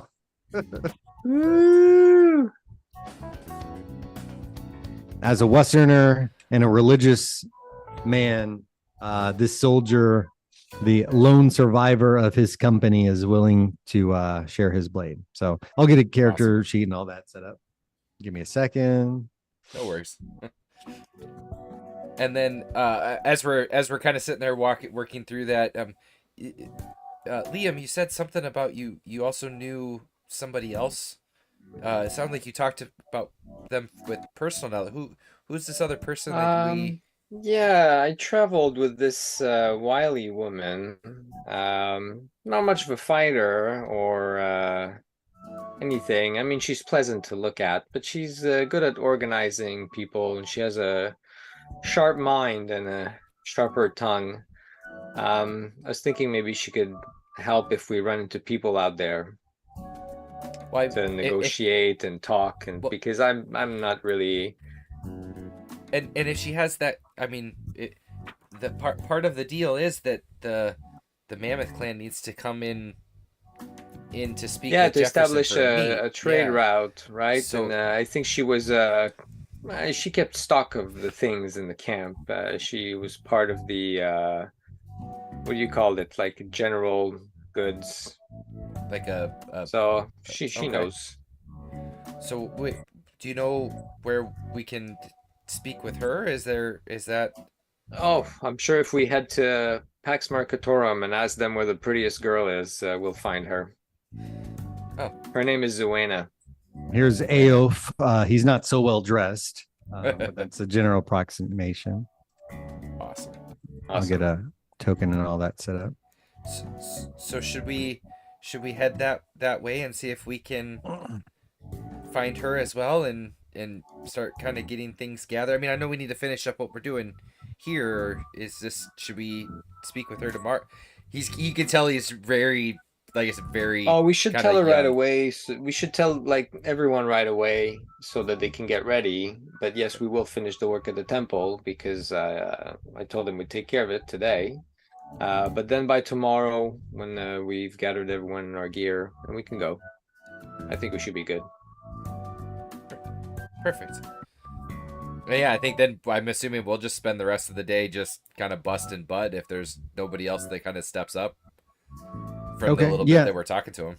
Yeah, other than Jameis and Aof, most of the people are either sick, elderly, or children, and probably would be no use to you. Okay. So, but yeah, 4 able-bodied men could get the job done as you guys are working to make this place a little bit more livable. As you do that, we're going to cut over to Zawenya. Zawenya, you have 10 temporary hit points from smoking that good stuff, the good. I'm on that good cushion. Okay, sweet. I will add it to my temp. Okay. But you're definitely a little brain fogged. I'd say you have a -1 to any kind of intelligence checks, as you are not fully within your senses. All right. After doing that, I would go speak to the animal handler boy, and we'll go to him and try to go to stage 2, part A of plan. Yeah, you see him immediately perk up when you come by. I'm assuming you still have your horse that you're just kind of Oh, yes, walking with do. you. Yeah. He's with the customer and quickly kind of shoos them off, hands them off to somebody else, and he jogs up. He says, "I didn't think you'd come back." It's like, "You are a sight for sore eyes. You wanted to get dinner?" She would smile and says, I always hold people to their promises. You promised me dinner, right? When can we have that? Yeah, sure. We can head to Butcher's Row. Give me 2 seconds to close up, and I'll be right back. You see him dash off. He's got a iron key ring that he starts locking up, putting animals away. He probably half out like 10 of his bros on the way there. Like, Oh yeah, and they're like, you see a couple of people like double take. This is not a drill. With her. This is not a drill. This Like, is not a drill. that classic look where two guys look at each other and they just They're nod. like- They're like, It's like you're fucking in there. yeah, no one. Classic And this nod. guy, he's got that simple Jack haircut. Yeah. Big country bumpkin looking guy, but yeah. he's special. Yeah. 100%. He's special. He's special. Hey, man. It makes rain from my eyes. But he'll close up shop, do the best he can to feed the animals. He does a shit job. He like throws hay, like just scatters it real quick. Like, yeah, I'm out. And then he throws on his overcoat and offers an arm to his lady. She would accept taking his arm, and she would walk with him. But walking with him in this journey, she would ask him a couple of questions. Sure. Question one is, do you own this, or do you work for your parents or something like that? Can you turn the music down just a? Oh yeah, just a sorry. tad? Yeah. Here we go. And on the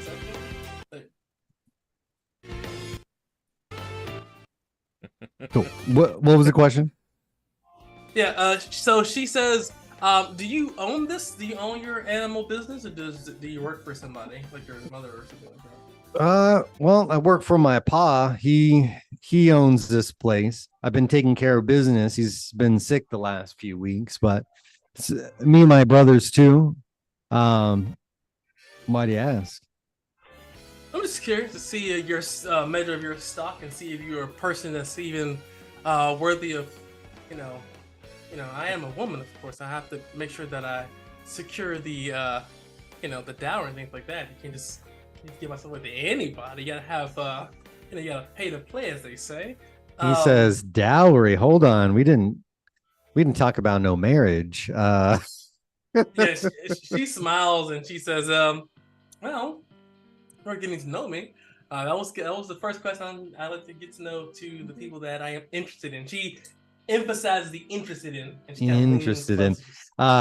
He's got a big old grin on his face when he says that. And well, if you're so interested, I'm interested in you too. I've never seen a Southern woman. I've never been with one either. Are you a virgin? Have you been with any woman? I've been with women. Hold on now. He gets like a little defensive. Just never with a Southern woman. Interesting. That changes plans. Okay. Well, let's go out to eat and let's talk and things like that. So I'm quite curious. I've thought about this long and hard as we're kind of walking, and I could really use a friend, at least right now, and potentially get to know my friends a little better. And she puts her hand over his hand, the classic.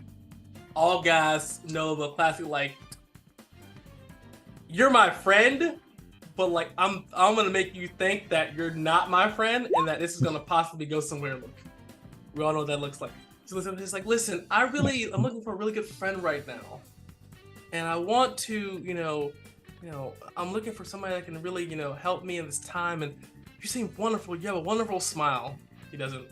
And I really think that, we could really be something, but I'm just not in the space right now to kind of consider that. I want you to know that, you help me really get over this mental kind of hump that you'll be first in line when I really get over this. And she's trying to kind of butter him up a little bit like some toast. Yeah, give me a charisma check at advantage.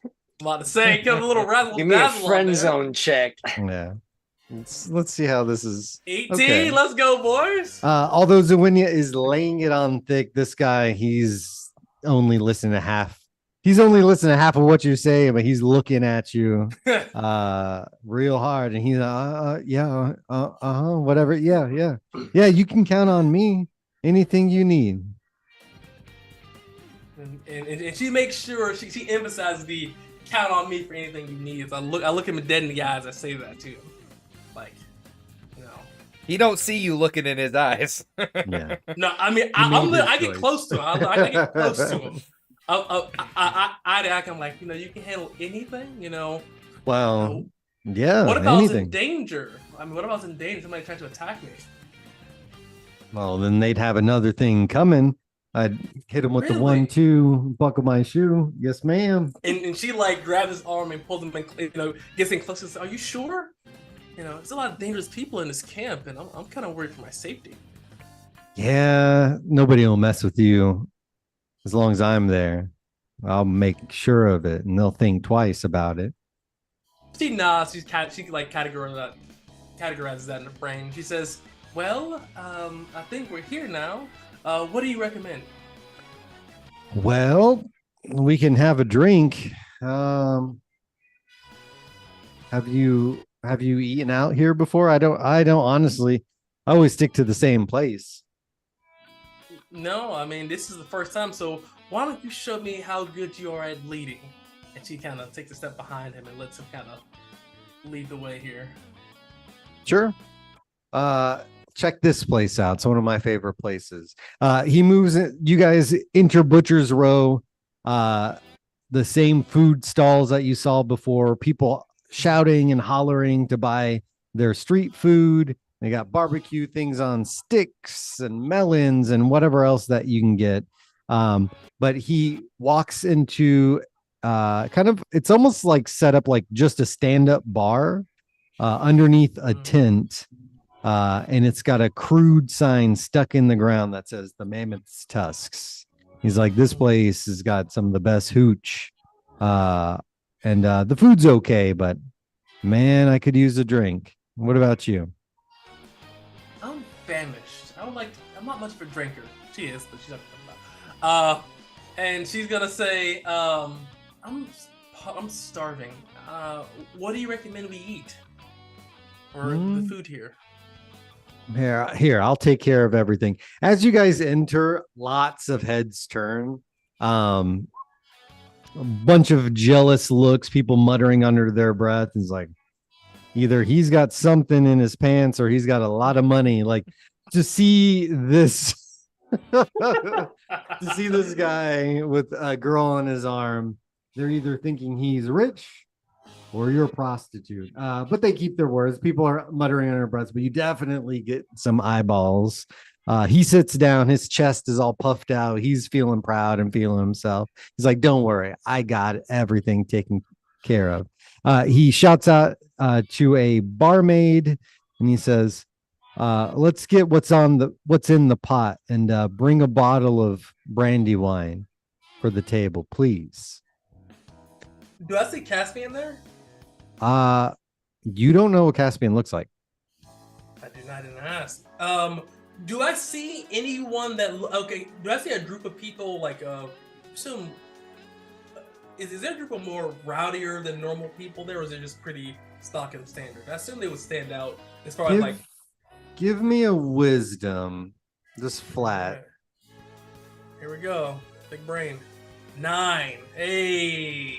I mean, it's hard to say. There's a bunch of tables that are grouped up. There's a lot of rough and tumble looking people here. Some mercenaries, some day laborers, some, guildsmen. Pretty much everybody here kind of looks the same. They're in rough work clothes and that sort of thing. So nobody stands out in your mind. Okay. As we are, I guess as soon the food comes and we get some. Yep, food and drink. They drop a bottle of brandy wine They set down 2 mugs that are shaped. They're made from mammoth's tusks. It's got like a wood base that it's sitting in and hollowed out. And he immediately grabs the bottle and begins to pour a hefty glass for himself. And he's like, just say when, and begins to pour. As she begins to pour, kind of touches on him and says, well, I can't get any drink from somebody I don't know their name. She smiles at him. Oh, I'm so rude. Well, my name is Dreyfus. All right. About to drum the Irish metal band. Yeah. Dreyfus,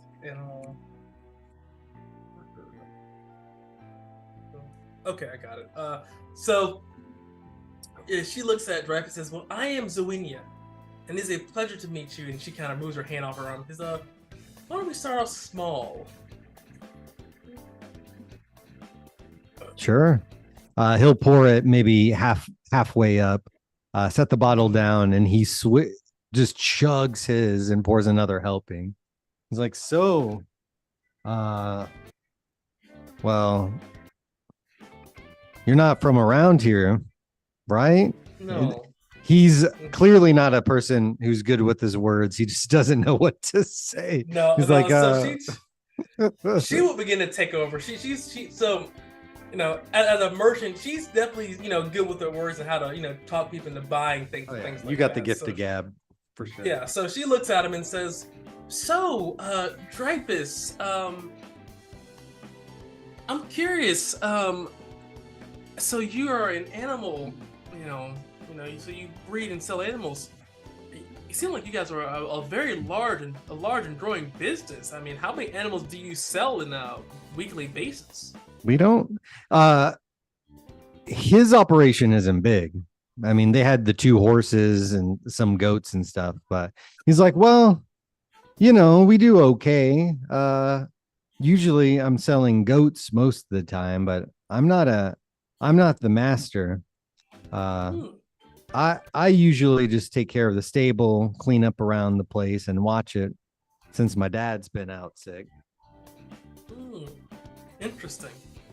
So she smiles and says, well, I'm from the south, from Chimia, and she says,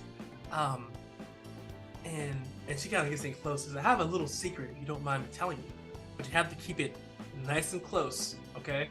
Oh, you can trust me. She leans in and she says, I seen your stock and I'm very confident that I could help you in your business. I mean, you're a friend to me. Me, I can at least be a friend to you, right? So let me help you help yourself and your family. I want to be helpful to you. She kind of leans in close to him. Why don't I come and help you tomorrow, and we can talk, on your shift, and I can get to know you a little bit better. Well, he hesitates. I wouldn't have to talk to my pa about that. She is, as soon as he says that, she comes on and says, yeah, but he's sick, isn't he? Do you really want to worry him something like this? I'm just a simple friend, right? You have to tell your father about every friend you have. Aren't you a man? Damn, she hit him low. As soon as she says that, he's like puffs up, where he was maybe kind of slouching a little bit like a child. Women know how to push the button. So he's like, no, I'm in charge. My dad, you're right. Yeah, you can come by. It's like, yeah, I can say whatever I want. I can do whatever I want. Yeah, you can come by tomorrow. If you want to sell some things, I'm sure you're pretty good. I hear people from the South, though, they're greedy. You're not trying to make some extra coin for yourself, are you? He smiles and says, listen, the only thing I want to be greedy with is the time we share together. He smiles at him. So just a feminine fatale smile, like basically like she's okay. Zawingi is like the chick James Bond would have sex with, but like would not trust. That's who Zawingi is. Good thing Dreyfus is dumb as a rock. Dumb as a rock, yeah, he's dumb as a. He's like, yeah. He's like, yeah, Yeah, that's right. You know what? I've been meaning, I wanted to do more in that place anyway. He pours another hefty glass Yeah. and he And drinks she's it. just sipping it. She's just sipping. It's literally just sipping off the top. And she just says, I mean, listen. And she kind of grabs one of his muscles. She's like, you're strong and you're smart. Talking to you like this, I understand that you can cut any kind of business. And with me helping you as your closest and dearest friend, I'm pretty sure you'll make more money than even your father. You'll be twice the man he is. She smiles up. He starts nodding to himself, just like, yeah, yeah. Slams another drink. You know what? Zwinny, I know I just met you, but I like the way you think. It's like we can get bigger than my father. He's just an old stable master. This, we can make it big. We can get out of this place. With your brain and brawn and me assisting you and helping you out, you can do whatever you want. I mean, look how strong and smart you are. I mean, you even got, I mean, listen, I seen you and I was like, I was blown away. I had to come and join you in your games. Well, then it's settled. I'll see you tomorrow morning. But maybe you can stay with me tonight and I can show you a thing or two in the morning. She smiles and she says, you know, from the South, we like to take it a little bit more slow. I'm not one of these, you know, those average toothless whores that you see on, you know, in Emberheart. Of course, you want a lady of my caliber, you gotta earn it, right? No, I didn't mean any of that. Of course not. Of course not. He says, of course not. But like, I just want you to know that, you know, as a friend, let's just get to know each other. Let's just enjoy the ride for as long as that ride is, okay? All right. Well, this one's for you. He pours his third helping. The bottle is nearly gone. And he is visibly drunk, rosy cheeked, red nosed. And he raises the mug. He's like, I think this is the beginning of a really great thing. She smiles and still sipping the half a drink she had before. She says, the pleasure is all mine. I'm sure that a lot of money will be made. Zawinia, just then there's a bit of a commotion to the main gate. You hear shouting and almost like a thundering stampede. Dust in the distance. It's enough noise to where most of the patrons in Butcher's Row and kind of the surrounding area, you see people kind of stepping up and looking out towards the area, people coming out of their tents, and a massive band of riders in armor, a whole battalion, maybe 50, 60 men on horseback, begin riding into this place. And we're going to cut to the Temple of the Shattered One. As you guys are getting to work, doing the best you can, under the tutelage of Jameson, who's, you know, a part-time carpenter, getting this place built up, sweat on your brow, you hear a massive stampede of horses. There's some shouting, some men's voices, people in the street kind of clamoring about, and a huge battalion of soldiers are outside of the temple and they're gathering. Malcolm, you see him kind of move through the temple and try to greet these people. And he's addressing one man on horseback who's got the finest armor of them all. What are you guys doing? Does he look tense? Is he frightened? Yeah, he looks, he's not sure what's going on. When you saw him kind of moving through the building, he was doing it with the quickness. Well, then how many men are there? And what are they wearing? 60. They seem to be soldiers. Most of them are in Gambison, a few, maybe a third of them brigadine. And the man on horseback addressing him, he's got plate armor. And They all are. they're outside, right?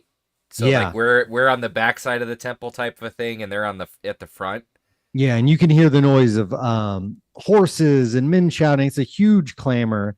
They are carrying a banner, which I don't think you guys can see from where you're at. You're not there, but that's what you see. You see Malcolm kind of rush through to greet them.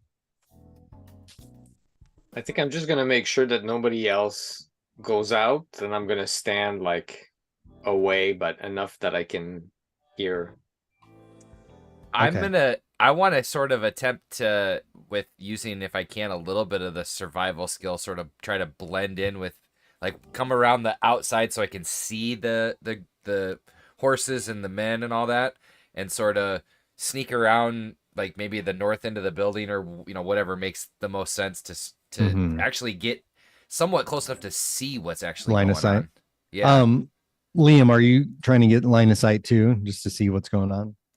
Yeah.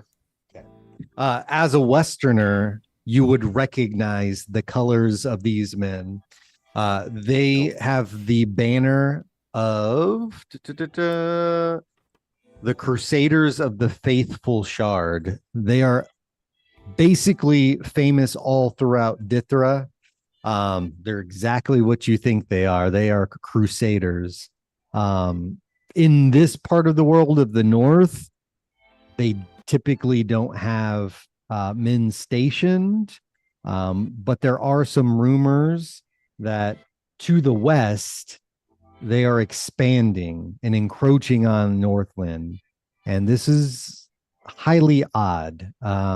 Wherever these men follow, generally war does. They're instruments of the church to proselytize by force if necessary. And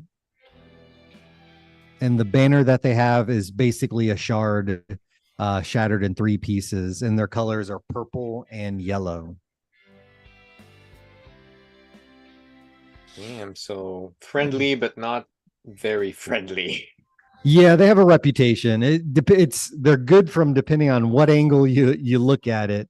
But the men begin to get off the horses.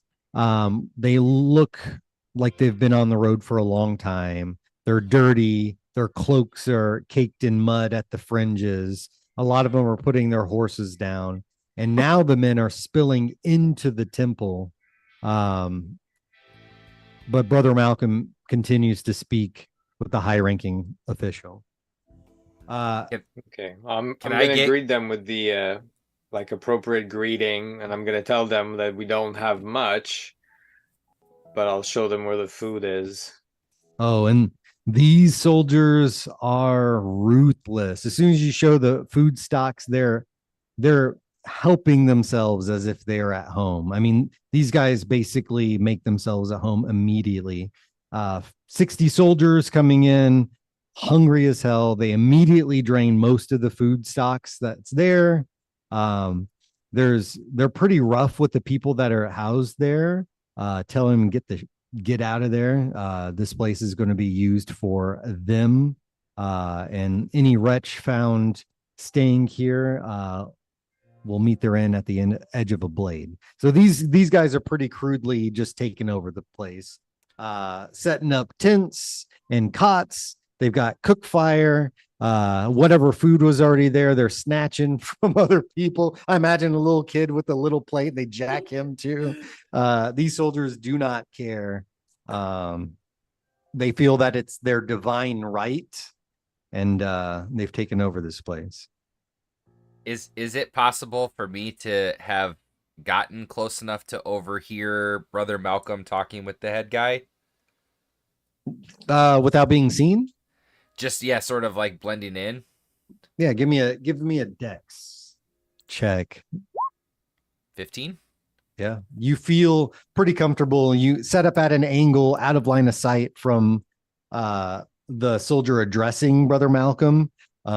You can see Brother Malcolm talking, and the conversation basically says, my men are going to stay here for a few days. by order of the king, I'm going to take shelter and take your supplies. It's your divine right to feed and house my men. Brother Malcolm protests. He's like, surely, you guys have wealth and other means to take care of yourself. We don't have very much, and the people that we're taking care of need it desperately. You do not know the name of the person. You don't hear him mention his name, but he says, it's like, are you refusing me? And Brother Malcolm was like, no, please. I want to appeal to you. You clearly are a man of means, but these poor people here, they need this more than you. Surely in your heart, you can make room for them. It's like, there is no room for them. What we do is with divine purpose. And if they don't leave on their own volition, they'll be leaving at the edge of a sword. Brother Malcolm's like, please, let's not resort to violence. I understand. Please make yourselves at home. And Malcolm departs, and he does his best to try to find the children and the elderly people. He comes to you, Liam. He's like, please do not cause a scene. Let's take care of our people here, and we may be able to make something happen. I can call in a favor with the Ebon Hawk. They may be able to store them for a few days. I understand. So I'm gonna gather the people, and I'm gonna tell them that it's in their best interest to leave and to make their way north towards the Ebon Hawk camp. That Malcolm will talk to them, and hopefully we'll find accommodations until the troops leave. Oh yeah. Hearing all that, I'm just gonna sort of casually try to blend into just some of the traffic that's out front, but stay sort of in a line of sight to see if I can see Liam coming out. Because after hearing that, he would be too freaked out to try to go back inside. Yeah, after some time, I imagine Liam gathers the people. They're happy to leave. A lot of them are scared. Some of the children are crying. They're a bit dismayed about what's going on, but they do leave with what meager belongings they have. Liam, what you see is just full disregard. These men they've basically gone through all of their food stocks. They're cracking open casks of wine that should be used for ceremony. I mean, draining this place for whatever it is. Most of these soldiers look, shoddy at best, like brigands, at least the way that they act. You've probably heard stories of the Crusaders, Western propaganda that they're good people and they're doing the work to do good deeds and bring the word to the savages of the realms. But you may feel that the savagery is what they're bringing and not civilization. But yeah, you gather the people, and you do see Boss. Do you see him take off? Small line. Jeb is there, of course. Jameis and Imelda. They're clinging to each other. A few of the children are crying, but they head north towards the Ebon Hawk headquarters. And I'm just gonna sort of fall into step behind Liam, and just sort of as we're walking up there, just kind of over your shoulder. I heard him talking about the order of the king. What king would they be talking about? Oh, I'm gonna guess, now I'm asking you here, that they mean the Shattered One. Unless they mean the king in the West. Yeah, it's a king in the West. There's a few kingdoms in the West. It's kind of hard to explain. So the church is headed by the Father, the Son, and the Mother, but there are kings that operate for the church. There is a High King, and that's probably who they would be. And the High King, someone make up a name. We're creating this together. He'd be High King. I can pull up my list. Yeah, I can pull up my Gaelic list. Give me 1 sec. Wasn't expecting a second name. Yeah. So it's said like Owen, but being Gaelic, it is spelled. I'll drop this into chat. Paste. But it's said like Owen. High King Owen the 13th, Eoghan. He's a high king. There are other kings who swear fealty. There are different ethnic groups in the West, of course, different families, but the high king basically operates the lands that the church encounters, but the ultimate law of the land comes from the Father, the Son, and the Mother. But the Crusaders, they're basically fueled by the king's land and money, and they are emissaries for the church. But that's what Yep. you know. Yep. Liam, you've heard stories, of course. It's mostly good things. They're defenders of justice, but you may have had been disillusioned. I imagine you left the place because some of the corruption and whatever else in the church. So I don't know your reasoning, but there you go. So Oh yeah, what was that? I'm suspected of something. So who actually are these people? Like, why would they just kick everybody out of? I mean, is that what you do as a Westerner? Is just kick people out of where they're Well, I staying? mean, they do the work of the temple, so wherever they go, they expect that the temples do the work for them too, because they're out there doing the great work that we can't do. So we try to support them as best as we can. I didn't know them to be so rude, but I mean, out here, they're probably having a harder time than usual, so let's try and be tolerant. I imagine that they're, having a hard time too, so it is what it is. Hmm. He poisoned our water supply, burned our crops, and delivered a to our houses. So it is what it is. Some there's somebody in the background. Like, did you hear that whole what? I don't know what they poisoned a water supply and burned crops. Like what? Why That would they sounds do that? So you guys head over to the Ebonhawk headquarters. Yeah. A few of the people look concerned. You are met by somebody. You're met by Mavenestra. She sees the children and she sees the two of you. She at least recognizes Liam, and she looks at the crying children and the people in bad situations. Like, Liam, what's going on? Who are these Oh, people? Mavenestra, hi. Crusaders ran into town and they've taken over the accommodations at the temple. So these good people here are without a bed for tonight, and food, and water, and anything essential, really. The Crusaders are here in the north. Yes. Yes, I'm as surprised as you are. I didn't know they traveled so far. She looks very concerned at this and is taken aback for a second. She says, "Yes, of course, we have. Yes, I can put them up here. Leave them to me. I'm having a hard time believing what would the Crusaders do here. I'm not That's sure. They were concerning. discussing with Malcolm, but I couldn't really overhear what their commander was saying. They said that by order of the king. I'm sorry.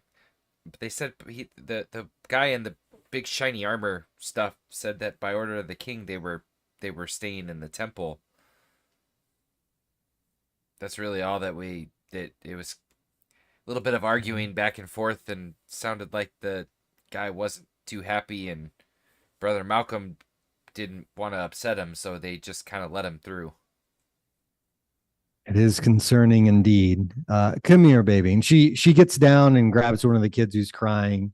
She hoists him up onto her hip and kind of nestles him, and they head towards the some extra. They head towards the mess room where there's warm food. A couple of people, the Ebon Hawk and other, the Iron Forge Alliance. A lot of people see the commotion. A lot of people look but get back to their work. It is strange, but she takes care of them, ushers everybody into the mess hall. She's like, we don't have any extra rooms, but they're welcome to stay here. It is warm at the very least.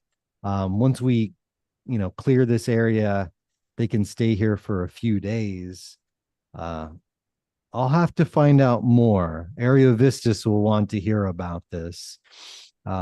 He used to be a crusader, believe it or not. But that was a long time ago. I've heard some pretty horrific tales. They don't usually come in times of peace, but I'm not aware of any war that's being waged here. I'll have to talk to him. I'm a little concerned. But after she gets everybody situated, they get food passed around. It's a warm stew, much better and heartier than what they're used to. She heads off.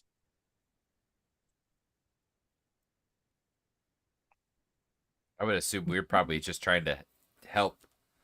Probably just try to help get them situated, get things moved. Get things prepped, whatever the case is. Yeah, Maven Esther, she's good. She's barking orders. She's the main quartermaster. She's like, after we get food, break down the tables, stack the chairs. We're going to make room for the kids. We'll get some cots out.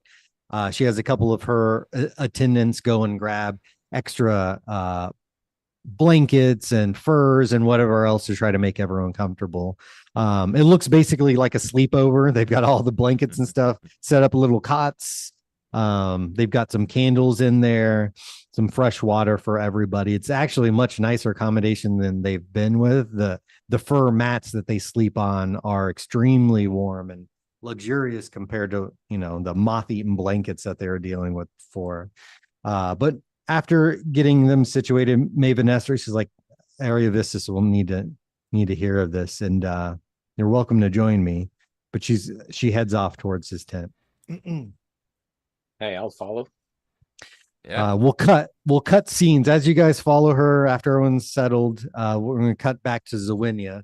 Zawinia, sitting in the mammoth's tusk.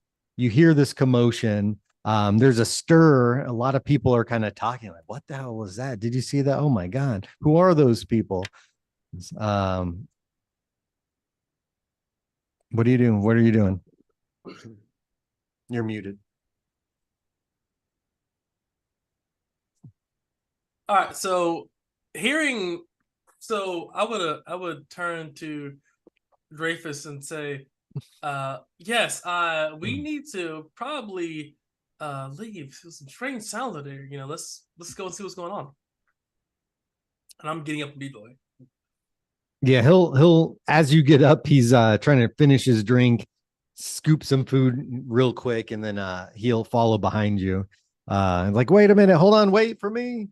Zawinia, as you go and investigate, you would see kind of the tail end of this, what's very clearly a military brigade. They wave the colors of yellow and purple. They have the symbol of a shard broken into 3 pieces. Give me an intelligence. I don't know. You may be familiar with them. Give me an intelligence. I'm gonna find out. Here we go. 1, 2, 3. Here we go. Intelligence. Bam. 18. Yeah. You've heard of these people. They're basically famous worldwide. They are the Crusaders of the Faithful Shard. You'd recognize that banner anywhere. You've read it in books, heard people talking about it. And it is a full military outfit, 60 riders, armed to the teeth. There is traffic into this place. But nothing like that. And you see them head to the temple where their horses and the men are gathering. I immediately try to cover my face with my head wrap to try to look androgynous as possible. Because I know how knights get without any supervision. So I'm gonna cover myself up, and I say, Drufus, we need to go to your your home to make sure your father and people are safe. It looks like Crusaders are in town, and from my understanding, they tend to be a little bit more handsy on with other people's stuff. So let's see livestock. Yeah, good idea. Yeah, let's go. I'll warn my father, and this can't be good news. They shouldn't cause any trouble. I mean, we're not related to the Western Kingdoms. We left that place a long time ago. She smiles. She says, "Oh, you just don't. You don't know how knights work, do you, sunshine?" Yeah, he definitely doesn't. He's lived in the sticks most of his life. He's a country bumpkin. Pass him on the cheek and says, "You should probably put your animals up outside of the stables. That's the first place they'll look, is the stables, and they'll probably take your livestock and eat them if there's not enough food available in this town. Should be very careful." He does just what you say. He gathers the animals, a dozen goats. They've got pigs, the horses, and they pull them outside of the camp into a kind of a pasture where he normally feeds them. And he's like, you know what?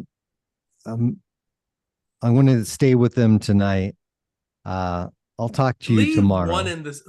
Leave at least one in the stable, so at least they can get one of them, just in case they do come. If it's empty, they might try to kill your father or brother. So leave at least a pig. It's a good idea. And he whistles at one of the pigs, and it just plops into the mud. He's like, "Get up, you damn!" and won't move. He's like kicking it a few times. He's trying to push it. This thing's like 300 pounds. Eventually, it gets up with a snort and a lot of protest and squealing, but eventually slaps on the ass and gets it back into the pigsty. He dusts off his hands and he's like, "Look, I had a good time tonight. And thank you for the warning. I'll talk to you later. I need to be with the animals." And he heads off into the pasture. That's what friends do. She blows him a kiss and says, "See you in the morning." And she leaves. Where are you going off to?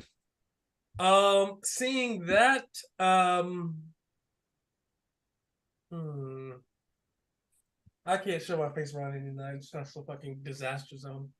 So I would probably stay. I'll probably pop tent next to the Ebon Hawk.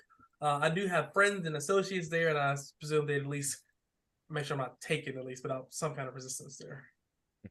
After those events, you head off to the Ebon Hawk, and we'll say, just because we need to get the party together, as you arrive, you see Liam leading a train of pretty pathetic looking refugees. He's accompanied by a younger Western man and another Southern man.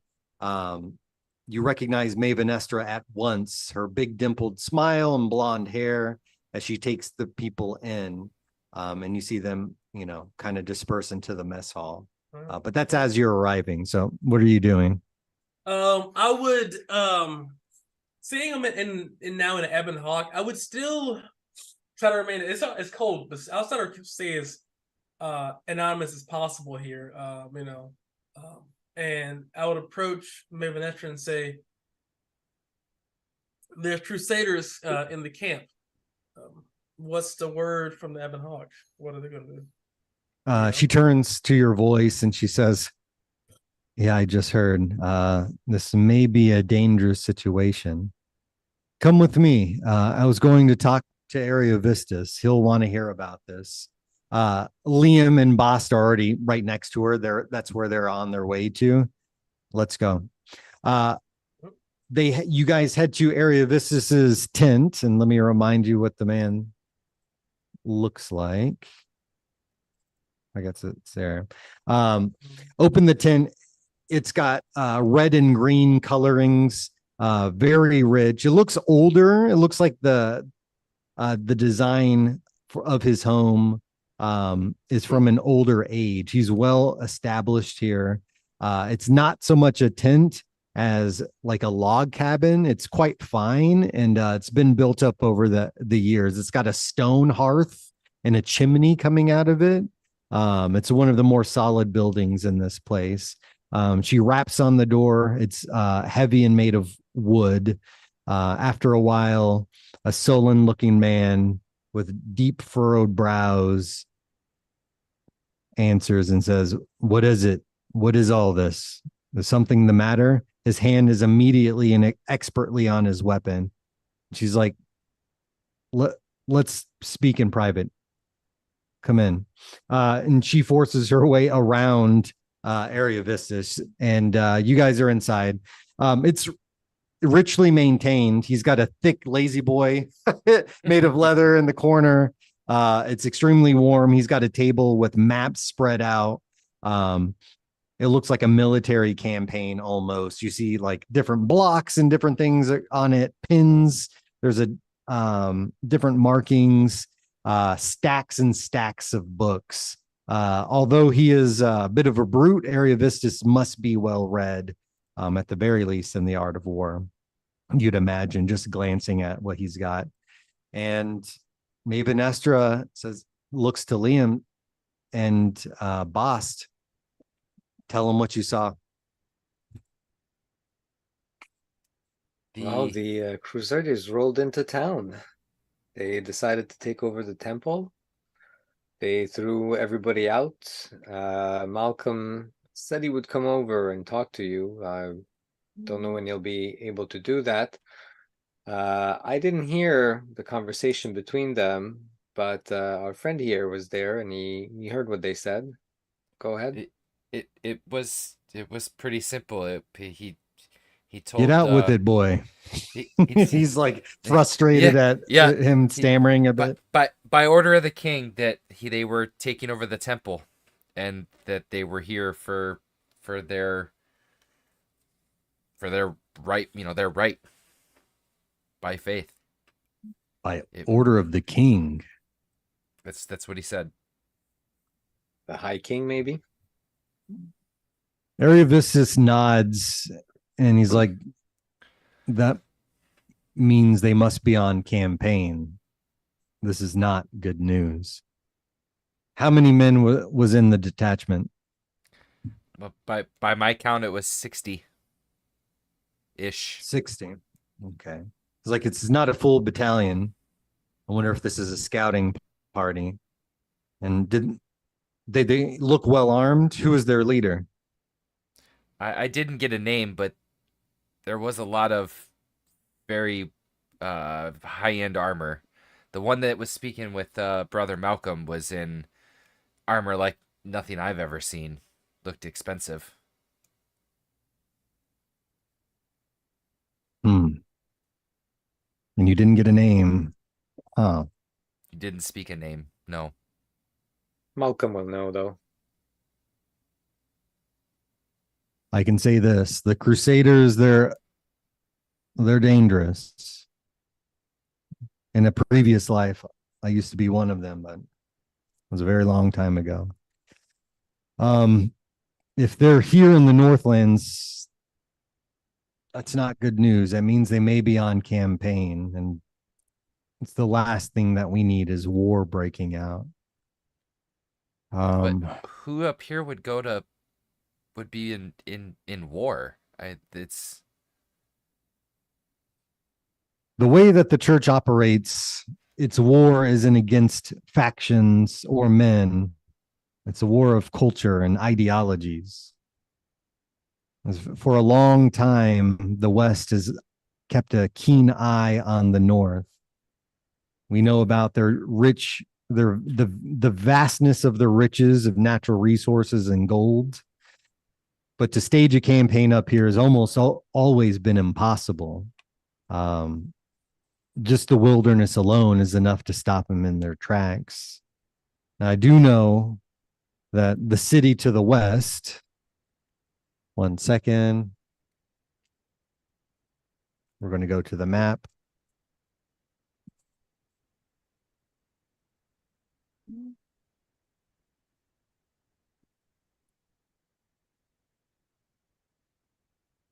I know Thalwind, over the last 10 years, it's started as a colony, but I haven't been there.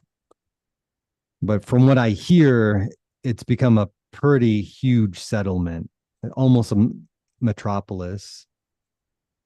The Western expansion has met the shores here a few times, but most of their campaigns have been disastrous. I don't know if they're staging armies or scouting, but if the Crusaders are here, they're mobilizing towards something. I hope it's not war. I hope that they're here for other reasons, but we'll have to find out. I'm a bit worried myself. As far as war, well, the clans of the north, they're not organized. The Owl clan, they stay in the fortress to the north without much contact. The Mammoth clan, they're wandering and meandering.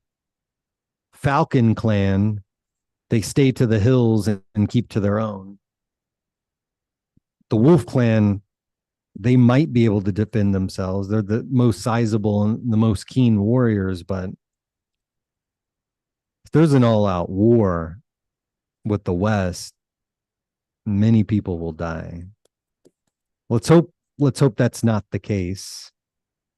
But I think I will speak with them in the morning. You said Brother Malcolm is there now? Yes, he was talking to their chief. Told me to evacuate everyone. I'm assuming he stayed there, probably servicing them now. It's good you've come here. Maven Estra, gather the men tomorrow morning. We're going to have ourselves a little chat. They must let them know to be armed, but to be wary. We want to diffuse this situation. I don't think we have the manpower to deal with them in a full frontal assault. But I do want to talk to them. She nods. Very well, whatever you want, Ariovistus. I'll make sure that it happens. She heads off and looks back over her shoulder and is like, be careful. And she disappears into the night. Ariovistus looks at the three of you and he's like, well, seems that our fates keep crossing, Zawini and Liam. I don't think I recognize you though, but it's good that you've come to me. Can I trust that you'll work with the Ebon Hawk if anything goes down? I have nothing else in my future at this moment, so absolutely. Good. I hope we can diffuse the situation and send them on their way. If a battle takes place, a lot of people lose their lives. Well, you're welcome to stay here if you have no place to go. Maven Estra can set you up some temporary accommodations, but please meet me here in the morning at sunrise, and we're going to have ourselves a little chat. Well, I am glad to see you are well, and I agree. I'll be of service. Good. It's, you can't trust many people these days. And the Ebon Hawk's numbers continue to dwindle, and I fear that the factions of the North, they gain power. I just hope that we can diffuse something now. And Ariovistus ushers you guys out into the cold night, closes the door behind him. And with that, I think before we get too deep, we'll leave a little bit of a cliffhanger as you guys go back in the evening. In the morning, there's a serious conversation that may happen. But we're going to end that. Thanks, guys, for joining us for our monthly campaign at Dithra in the Wild North. You can see us 5:30 p.m. Pacific time, 8:30 p.m. Eastern time Every Friday, every last Friday of each month is the Wild North. Otherwise, 1001 Shards, hosted by Val himself. We'll be back to the main storyline, and I say till we meet again, friends. Peace. Keep on swimming, ladies and gentlemen. Keep on swimming.